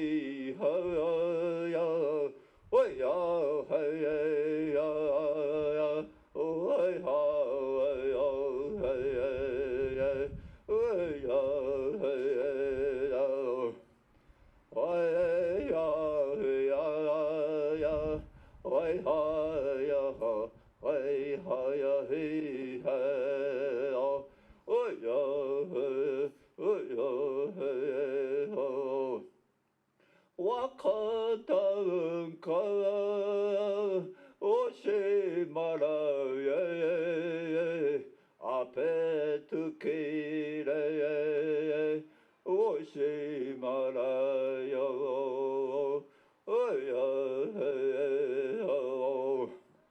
makata apamawa nektawa chiero.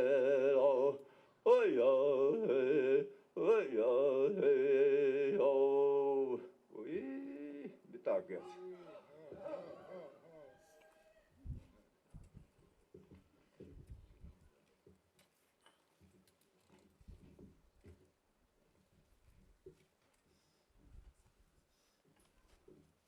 This was a brilliant exemplification of our relative's life over the world and the lives he touched. And the coming of nations that come together through the efforts of one man that is powerful. This time, we also have the Baha'i prayers. Mariam Kadar, Riaz Castillo, and Cindy Catches to have them come up.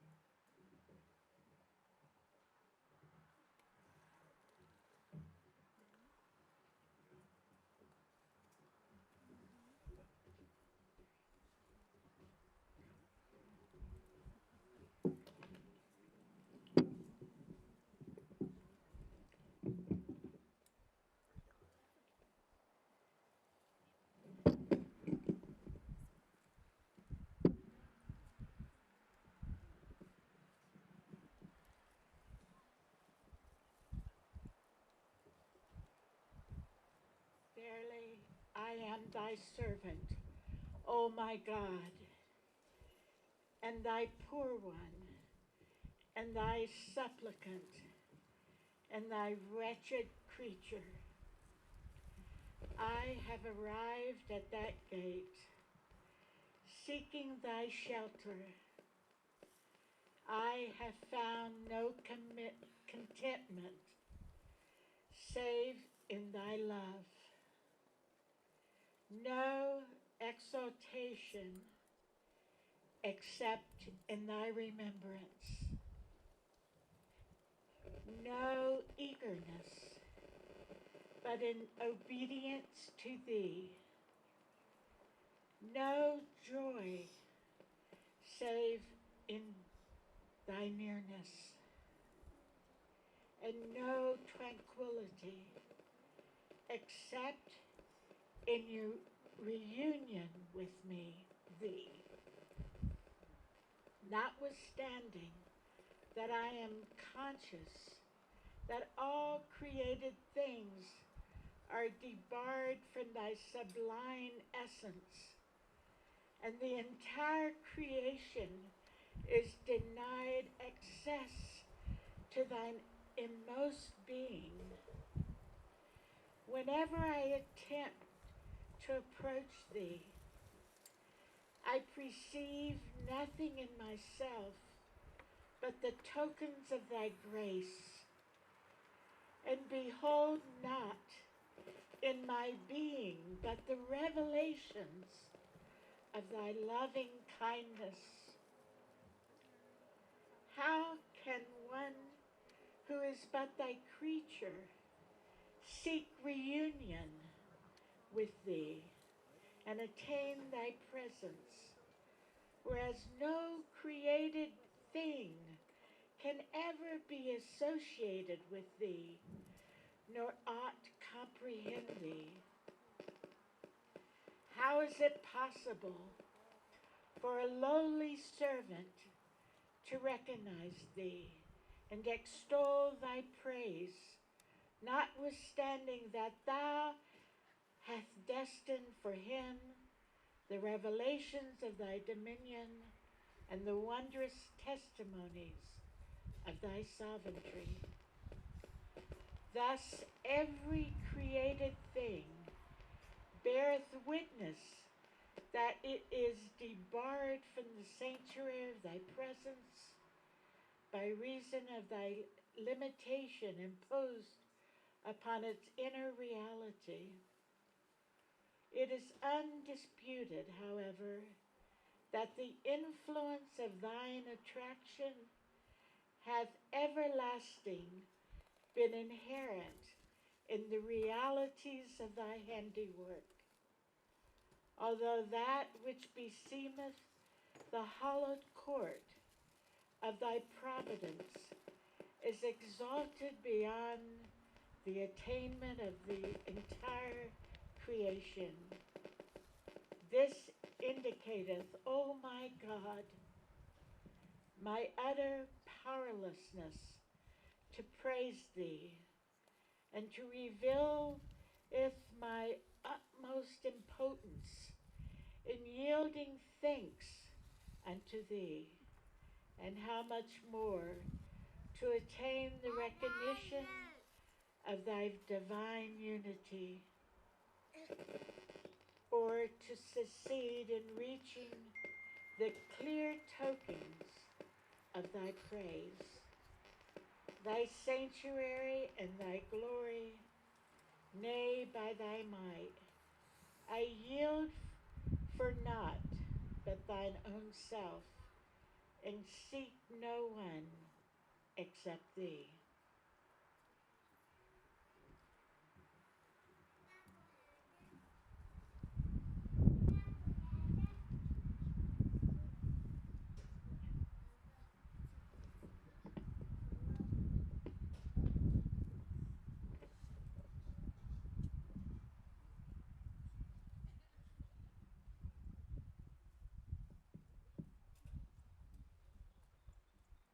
Good afternoon.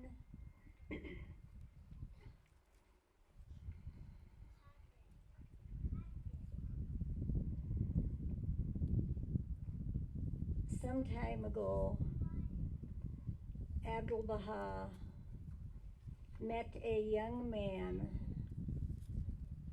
who was like Kevin. He wanted to know who he was. He wanted to be a servant of his Lord. This young man was only in Abdu'l-Baha's life for a year or more when he became very ill and he passed on to the next realm. Abdu'l-Baha wrote a tablet for him. I want to borrow from that tablet for Kevin. This is for Kevin. Grieve thou not over the ascension of my beloved Breakwell, for he hath risen unto the rose garden of splendors within the Abha paradise, sheltered by the mercy of his mighty Lord. And he is crying at the top of his voice, "Oh, that my people could know how graciously my Lord hath forgiven me, and made me to be of those who have attained his presence." O Kevin, our dear one, where now is thy fair face? Where is thy fluent tongue? Where thy clear brow? Where thy bright comeliness? O Kevin, our dear one, where is thy fire, blazing with God's love? Where is thy rapture in his holy breaths? Where are thy praises lifted unto him? Where is thy rising up to serve his cause? Where are thy beauteous eyes, thy smiling lips, thy princely cheek, thy graceless form? O Kevin, our dear one, thou hast quit this earthly world and risen upward to the kingdom. Thou hast reached unto the grace of the invisible realm and offered thyself at the threshold of its Lord. Thou hast left the lamp that was thy body here the glass that was thy human form, thy earthly elements, thy way of life below. O Kevin, our dear one, thou hast lit a lamp, lit a flame within the lamp of the company on high. Thou hast set foot in the Abha paradise. Thou hast found shelter in the shadow of the blessed tree. Thou hast attained his meeting in the haven of heaven. Thou art now a bird of heaven. Thou hast quit thine earthly nest and soared away to a garden of holiness in the kingdom of thy Lord. Thou hast risen to a station filled with light.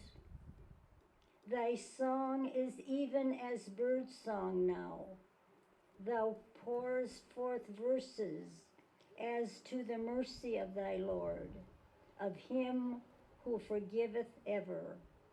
Thou wert a thankful servant, wherefore thou hast entered into exceeding bliss.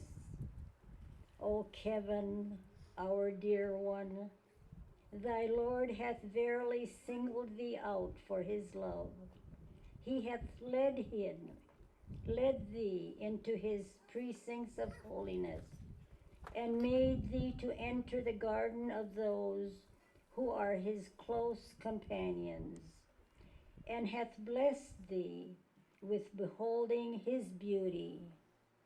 Thou hast won eternal life, and the bounty that faileth never, and a life to please thee well, and plenteous grace. Thou art become a star in the supernal sky, and a lamp amid the angels of high heaven, a living spirit in the most exalted kingdom, throned in eternity. I ask of God to draw thee ever closer, hold thee ever faster, to rejoice thy heart with nearness to his presence, to fill thee with light, and still more light, to grant thee still more beauty, and to bestow upon thee power and great glory. O Kevin, our dear one, at all times do I call thee to mind. I shall never forget thee. I pray for thee by day, by night. I see thee plain before me as if in open day.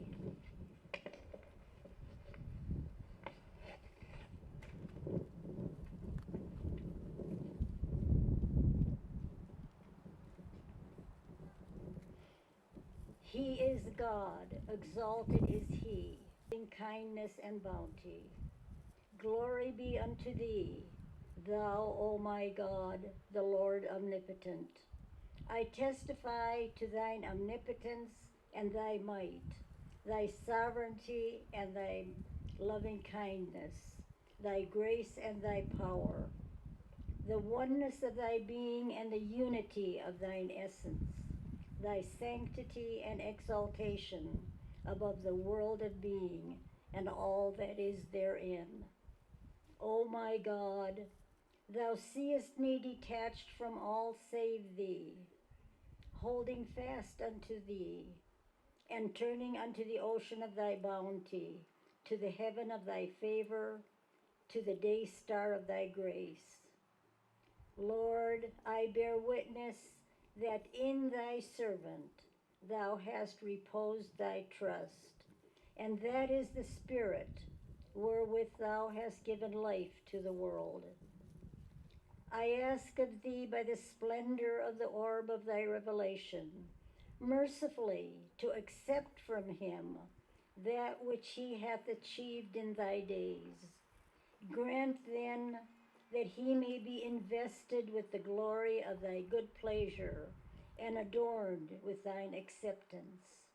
O my Lord, I myself and all created things bear witness unto thy might, and I pray thee not to turn away from thyself this spirit that has ascended unto thee, unto thy heavenly place, thine exalted paradise, and thy retreats of nearness, O thou who art the Lord of all men.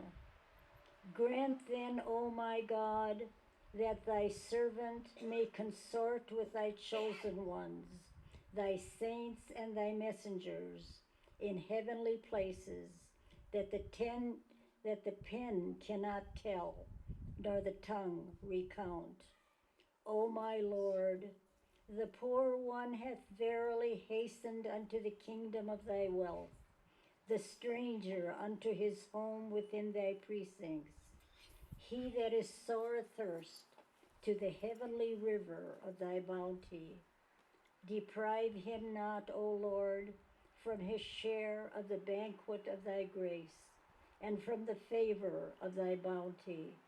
Thou art in truth the Almighty, the gracious, the all bountiful. O my God, thy trust hath been returned unto thee. It behooveth thy grace and thy bounty, that have encompassed thy dominions on earth and in heaven, to vouchsafe unto thy newly welcomed one thy gifts and thy bestowals, and the fruits of the tree of thy grace. Powerful art thou to do as thou wiliest. There is none other God but thee, the gracious, the most bountiful, the compassionate, the bestower, the pardoner, the precious, the all-knowing. I testify, O my God, that thou hast enjoined upon men to honor their guests, and he that hath ascended unto thee hath verily reached thee and attained thy presence. Deal with him then according to thy grace and bounty. By thy glory, I know of a certainty that thou wilt not withhold thyself from that which thou hast commanded thy servants, nor wilt thou deprive him that hath clung to the cord of thy bounty, and hath ascended to the dayspring of thy wealth. There is none other God but thee, the one, the single, the powerful, the omniscient, the bountiful. Baha'u'llah.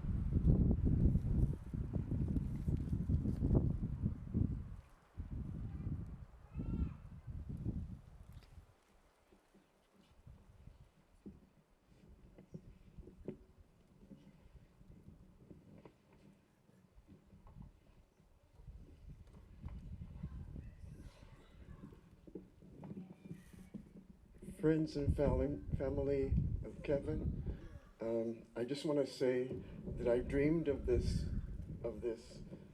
these lands many years ago, and some of my Navajo family is in here with us. In a ceremony on Navajo land, it was in Burnt Water, we had something called a hojonji. And during that ceremony, I never even told, I don't think, my relatives, but it seemed like the spirit of the eagle came in and circled, came out. The lion, mountain lion came in, circled, came out. And the deer came in and circled, came out. And my first wife, when we were coming out after the hojonji, there was a bird, I think it was a hawk, but he was like holding his wings and fanning us as we came out. A song came to me during that ceremony. I am indigenous, but my tribe is from Middle Mexico and South America.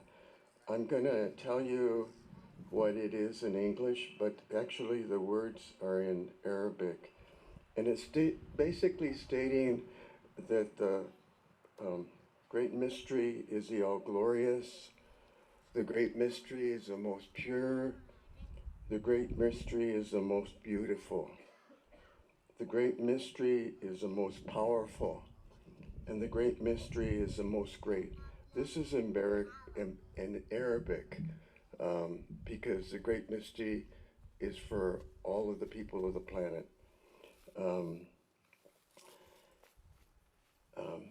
This rattle was given to me at a meeting in I think it was 2001, and I had a Lakota friend and Porcupine beat it for me. But this sound came to me during that ceremony.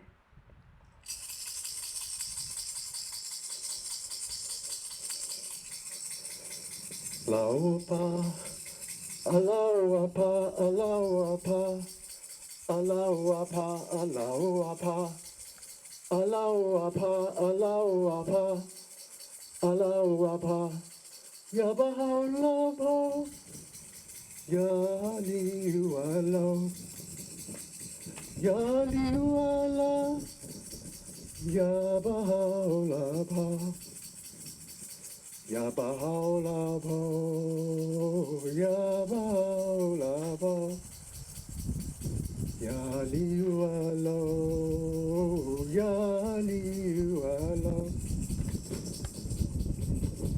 Allahu Akbar, Allahu Akbar, Allahu Akbar, Allahu Akbar, Allahu Akbar, Allahu Akbar, Allahu Akbar, Allahu Akbar. Yabahalabo, yaliwalo, yabahalabo, yaliwalo, yabahalabo, yabahalabo, yaliwalo, yaliwalo. Allahu Akbar, Allahu Akbar, Allahu Akbar, Allahu Akbar, Allahu Akbar, Allahu Akbar, Allahu Akbar, Allahu Akbar. Yabahalabo, yabahalabo, yaliwala, yabahalabo. Yaliwalo, yaliwalo, yabahalabo, yabahalabo. Allahu Ajmal, Allahu Ajmal, Allahu Ajmal, Allahu Ajmal, Allahu Ajmal, Allahu Ajmal, Allahu Ajmal. Allahu Akbar, yabahalabo, yaliwalo, yabaliwalo, yabahalabo, yabahalabo, yabahalabo, yaliwalo, yaliwalo.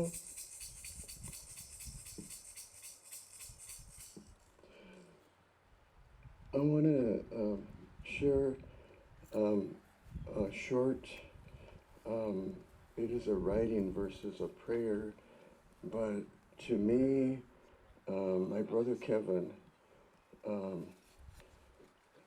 actually the Lakota have given to me much more than I could ever give to them, because they taught me before on Navajo land I was very immature,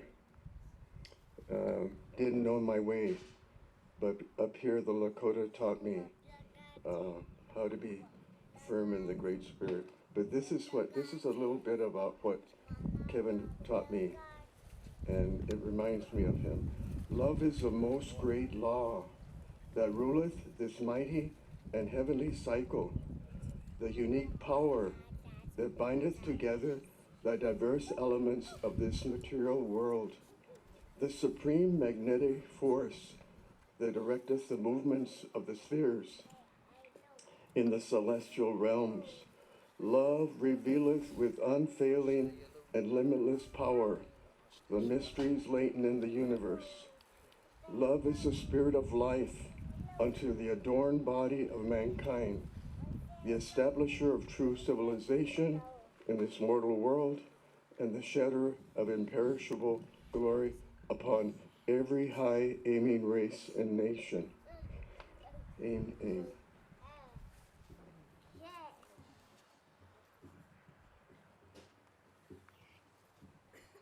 Hello, dear friends.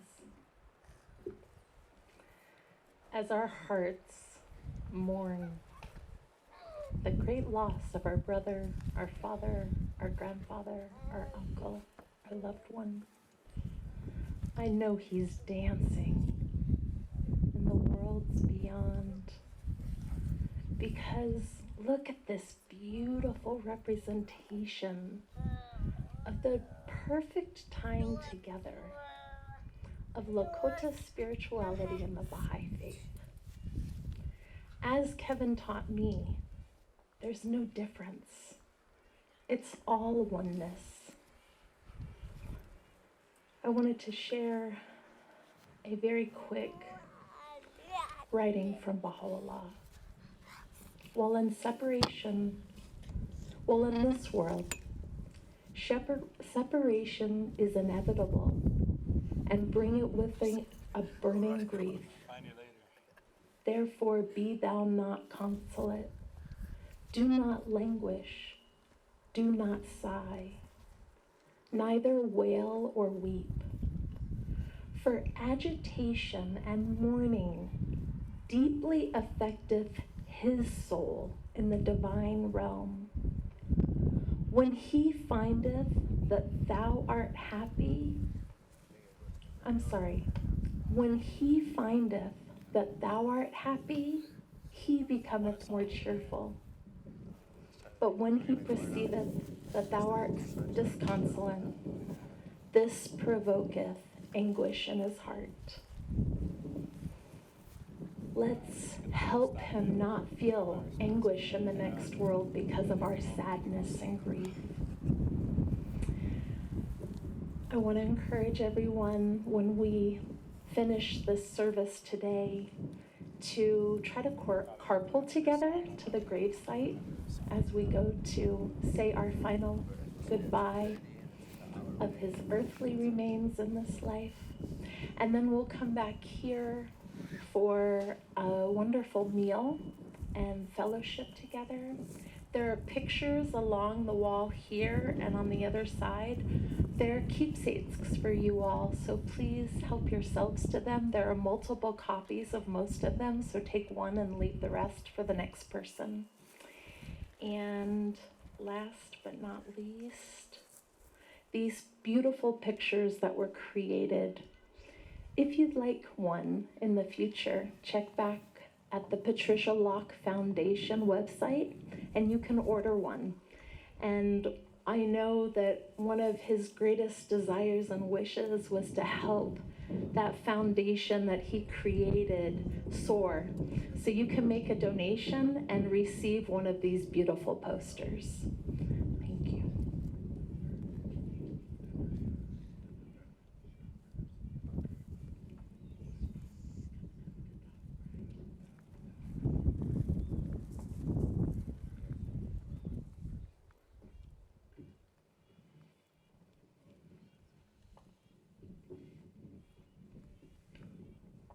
I want to thank them for, thank each and every one of them for the prayers that they made and the thoughts that they shared.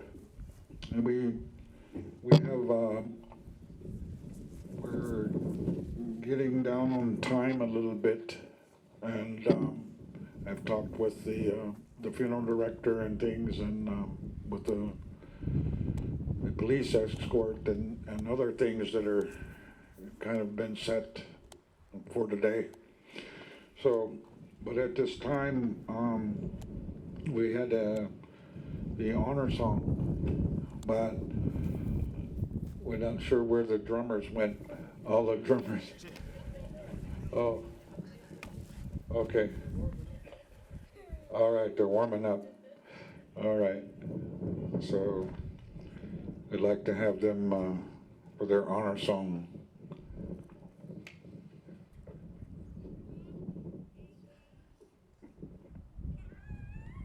Amitakipi hachante wastanapet choose up do Whitney Red Counter the second Amachi Aptido.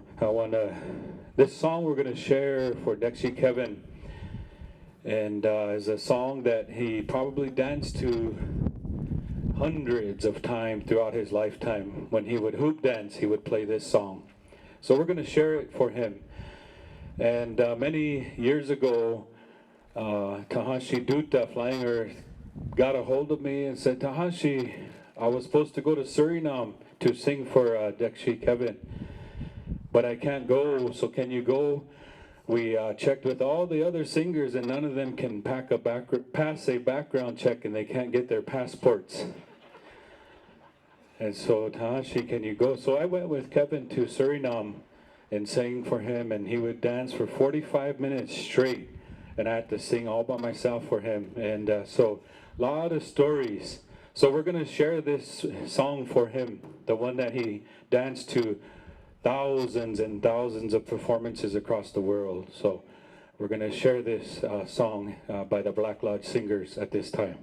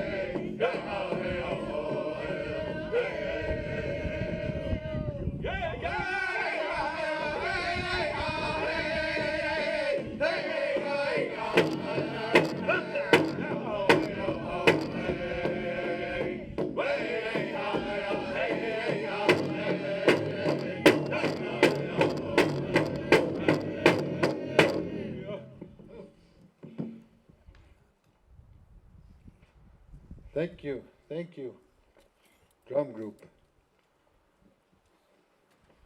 Now we're going to have the family come up and share memories and prayers.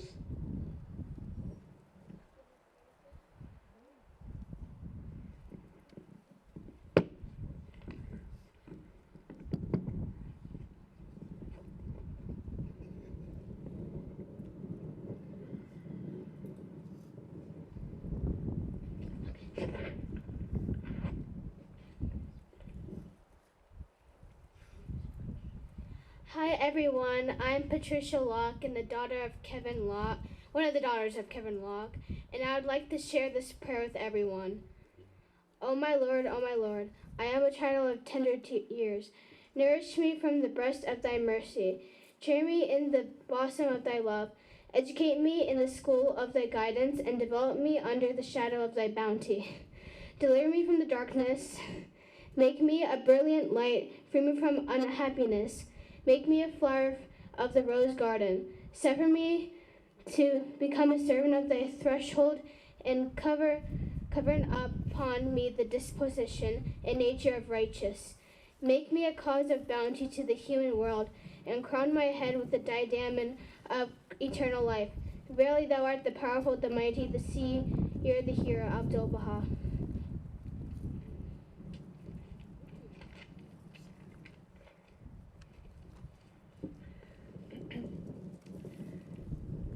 Exactly 1 week ago, today, my husband Kevin Locke transitioned from this physical world and was born to the spiritual realms beyond. I would like to read something I wrote on his very last earthly birthday. Happy birthday to Kevin. I shared 14 years out of the 68 of Kevin's earthly life with him. I will share one mysterious fact about him. If you know him a day, you know that he has an uncanny connection to his homelands in the Dakotas. He loves the land with his entire being. It's a complete choice of his own. He lived on, learned from, and loved the land by his own volition. He made a decision as a young boy to settle in the prairies, but that is not the mysterious part. It is that the land loves him back equally. The songbirds give up their songs for him to be inspired on a flute tune. The wind wraps around him when he walks down the tall grass. The sun is sparkling more joyfully when he looks up to meet the dawn, and he loved to be the first to rise to meet the dawn. The soil under his feet gives way to his passage. When he is praying a song, it is as though every leaf is listening. I behold this love exchange when I can, and I truly understand how the land is alive with the spiritual imprint of the masses. The prairies also make a choice, and they chose Kevin. May your birthday song of the Spirit ascend and become the voice of the land today, Kevin. Very short prayer I'd like to offer. This is the prayer that brought him to Baha'i faith. O Lord my God, praise and thanksgiving be unto thee, for thou hast guided me to the highway of the kingdom, suffered me to walk in the straight and far-stretching path, illumine my eye by beholding the splendors of thy light, incline my ear to the melodies of the birds of holiness from the kingdom of mysteries, and attracted my heart with thy love among the righteous. O Lord, confirm me with the Holy Spirit, so that I may call on thee in thy name amongst the nations, and give the glad tidings of the manifestation of thy kingdom amongst mankind. O Lord, I am weak, strengthen me with thy power and potency. My tongue falters, suffer me to utter thy commemoration and praise. I am lowly, honor me through admitting me into thy kingdom. I am remote. Cause me to be approach the threshold of thy mercifulness. O Lord, make me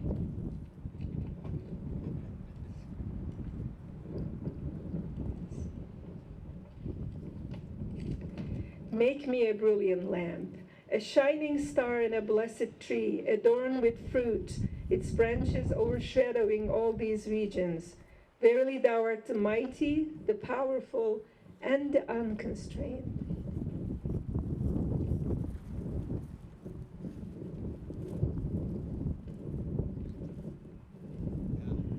Chante Washtewe Machapi, Betty Arshambo is my name, and I'd like to sing a song before we go. It's a song that was written by John Around Him for the children, and it's a song that says, I send my voice for all of you here.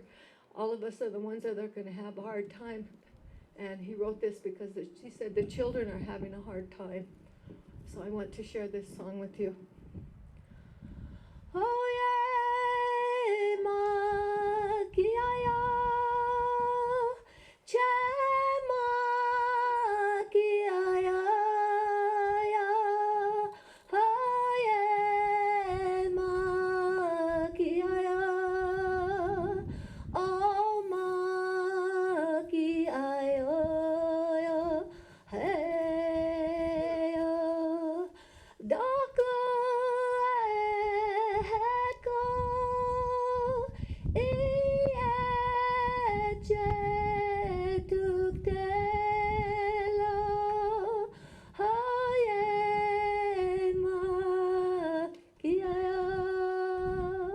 Yani pikteloya, hey, oh yeah, makiaya, chemakiaya, oh yeah, makiaya, oh makiaya, hey, Daka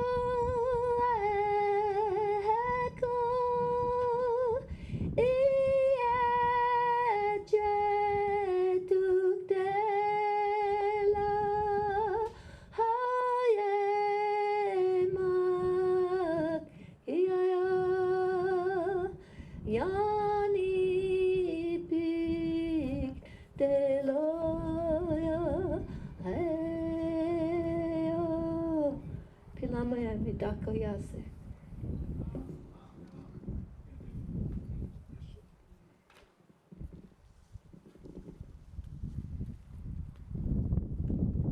Hello, my name is EST. That's my father, Kevin Locke. He would say, good afternoon, friends and relatives. Blessed are the brief, for they shall be invited back. We got to get going, but I want to just say this about my dad real quick. Today I wear his wapaha, and I said I would never wear one, but he wanted that, so I'm wearing his wapaha. I'm wearing his vest that has a military theme.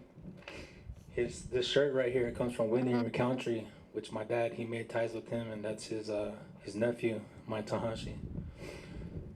This medallion right here, Hung Papa symbol, he made friends with Terry Yellowfat, and his son Dana Yellowfat gave me that.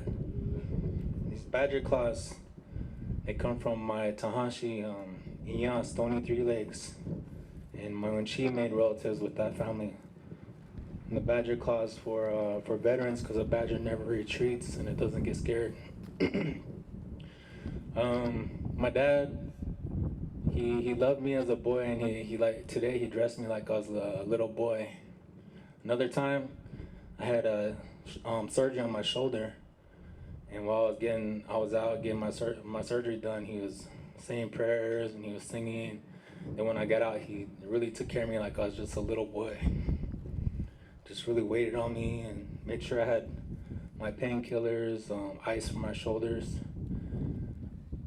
So then I went and joined the military, and I made it difficult for him to love me and to reach out to me, but he would still come see me. He came to New York and Texas and Georgia, And when I was in Iraq, I knew the public affairs officer. I said, hey, can you bring my dad over here? It's kind of an outrageous request, right, for a Lakota like my dad to be in a war zone. But he did it. Doug Goodfeather and my dad, they came to Iraq, and we were flying around in helicopters, going to all the hot zones. There's incoming rockets, there's gunshots going off. It's kind of funny. But one time we were cruising in a helicopter, and he took a picture of me, and he titled it, Makokia, Flying Earth. So after I got done out the Army, me and my dad, we started reconnecting. And my wife, she really showed me how to, because in the military I had grown a little bit cold and distant and disconnected. So my wife and my children, they showed me how to love again and how to make those ties. So me and my dad, he's still my father, but I talk to him like he's my brother. He tells me all his problems, I tell him my problems. He always gives me good advice, and I try and give him bad advice, and I try and make him say some bad words or something, because it's funny to me. I don't know why. So anyways, the last time we talked to him, he was talking about the Black Hills. He was saying Lakotas believe that God lives here. And when you come to the Black Hills, you introduce yourself to God. And he kind of laughed. It was kind of weird that he laughed. And he says, Lakotas, you can't stay here too long because this place is like paradise. It's like heaven. And if you die here, you might get distracted. So I want to ask Tukasha to watch out for him and to guide him, protect him. Love him because he was loved here on earth, and love him in the next world. Thank you.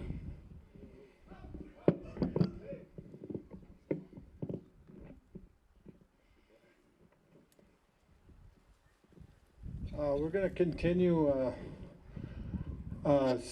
stories and prayers because of the homecoming parade. Juanita is going to say something, but everybody, we're going to make our way back to our cars so we can get there in a timely manner and not get caught up in the parade and be stuck there for an hour. But we want to get to the gravesite, and so Juanita is going to say something. Then everybody, we're going to get in our cars and follow. Hamidakia pi chante washtena pe chuza pi wania ematia pi iamoslata hemata we. Atewa King Kevin Locke echiapi. The one thing I really want to share is my father really treasured Lakotiapi. And for 12 years of my life, we walked that path together. And I'm really thankful for that time. So to the Lakotia Tioshpayas, YouTube Bliichiapo, Bliichiape, Ampetu Iohila, Quintala Umas Papi, Lakotiapi. What very little language you know, you use. So prayers to the revitalization, because they're continuing on. And they have a lot of work ahead of them. And another thing that I wanted to share is people keep saying that we lost a treasure. And one thing, my father was not a gatekeeper.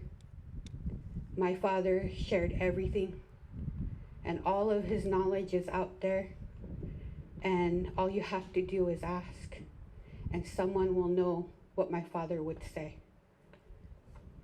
So I just really wanted to share that. When I look out on everyone, he had a lot of amazing people in his life, and we always had to share him. But right now, I'm really thankful that we were never selfish for the love and support that we have now. So I'm really thankful. We started making prayers before you guys all came, and we were praying for your journey here to be safe. And we're also praying for your journey to be home safe. So, Midakie Oyasi. Hamitakia pi chantewa shena pe chiuza pe kimimile amachia pi na la koma chaje gian toyata no ik chak chujue. Greetings, my relatives. I greet you all with a warm, heartfelt handshake.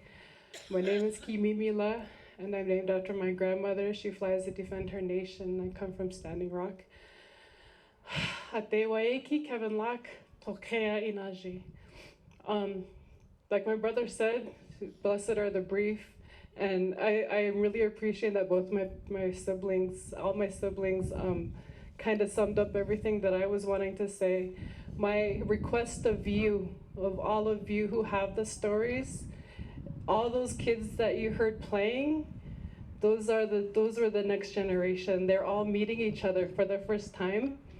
So my request of each of you who knew my dad and have the stories, please tell them to the ones, to the grandchildren, to the great-grandchildren. When they ask, please my dad is still here. So he's in all of us, and I need your help to help us so they know him. Pilabaye.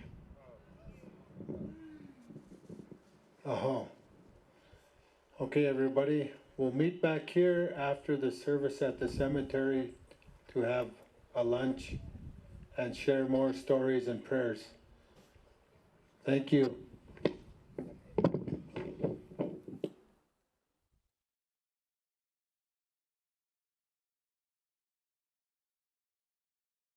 Well, I could while away the hours, making birds and trees and flowers, a-dancing in a loop.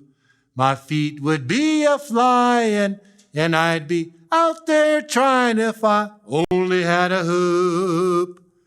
Celebrating unity, the oneness of humanity, all people in one group.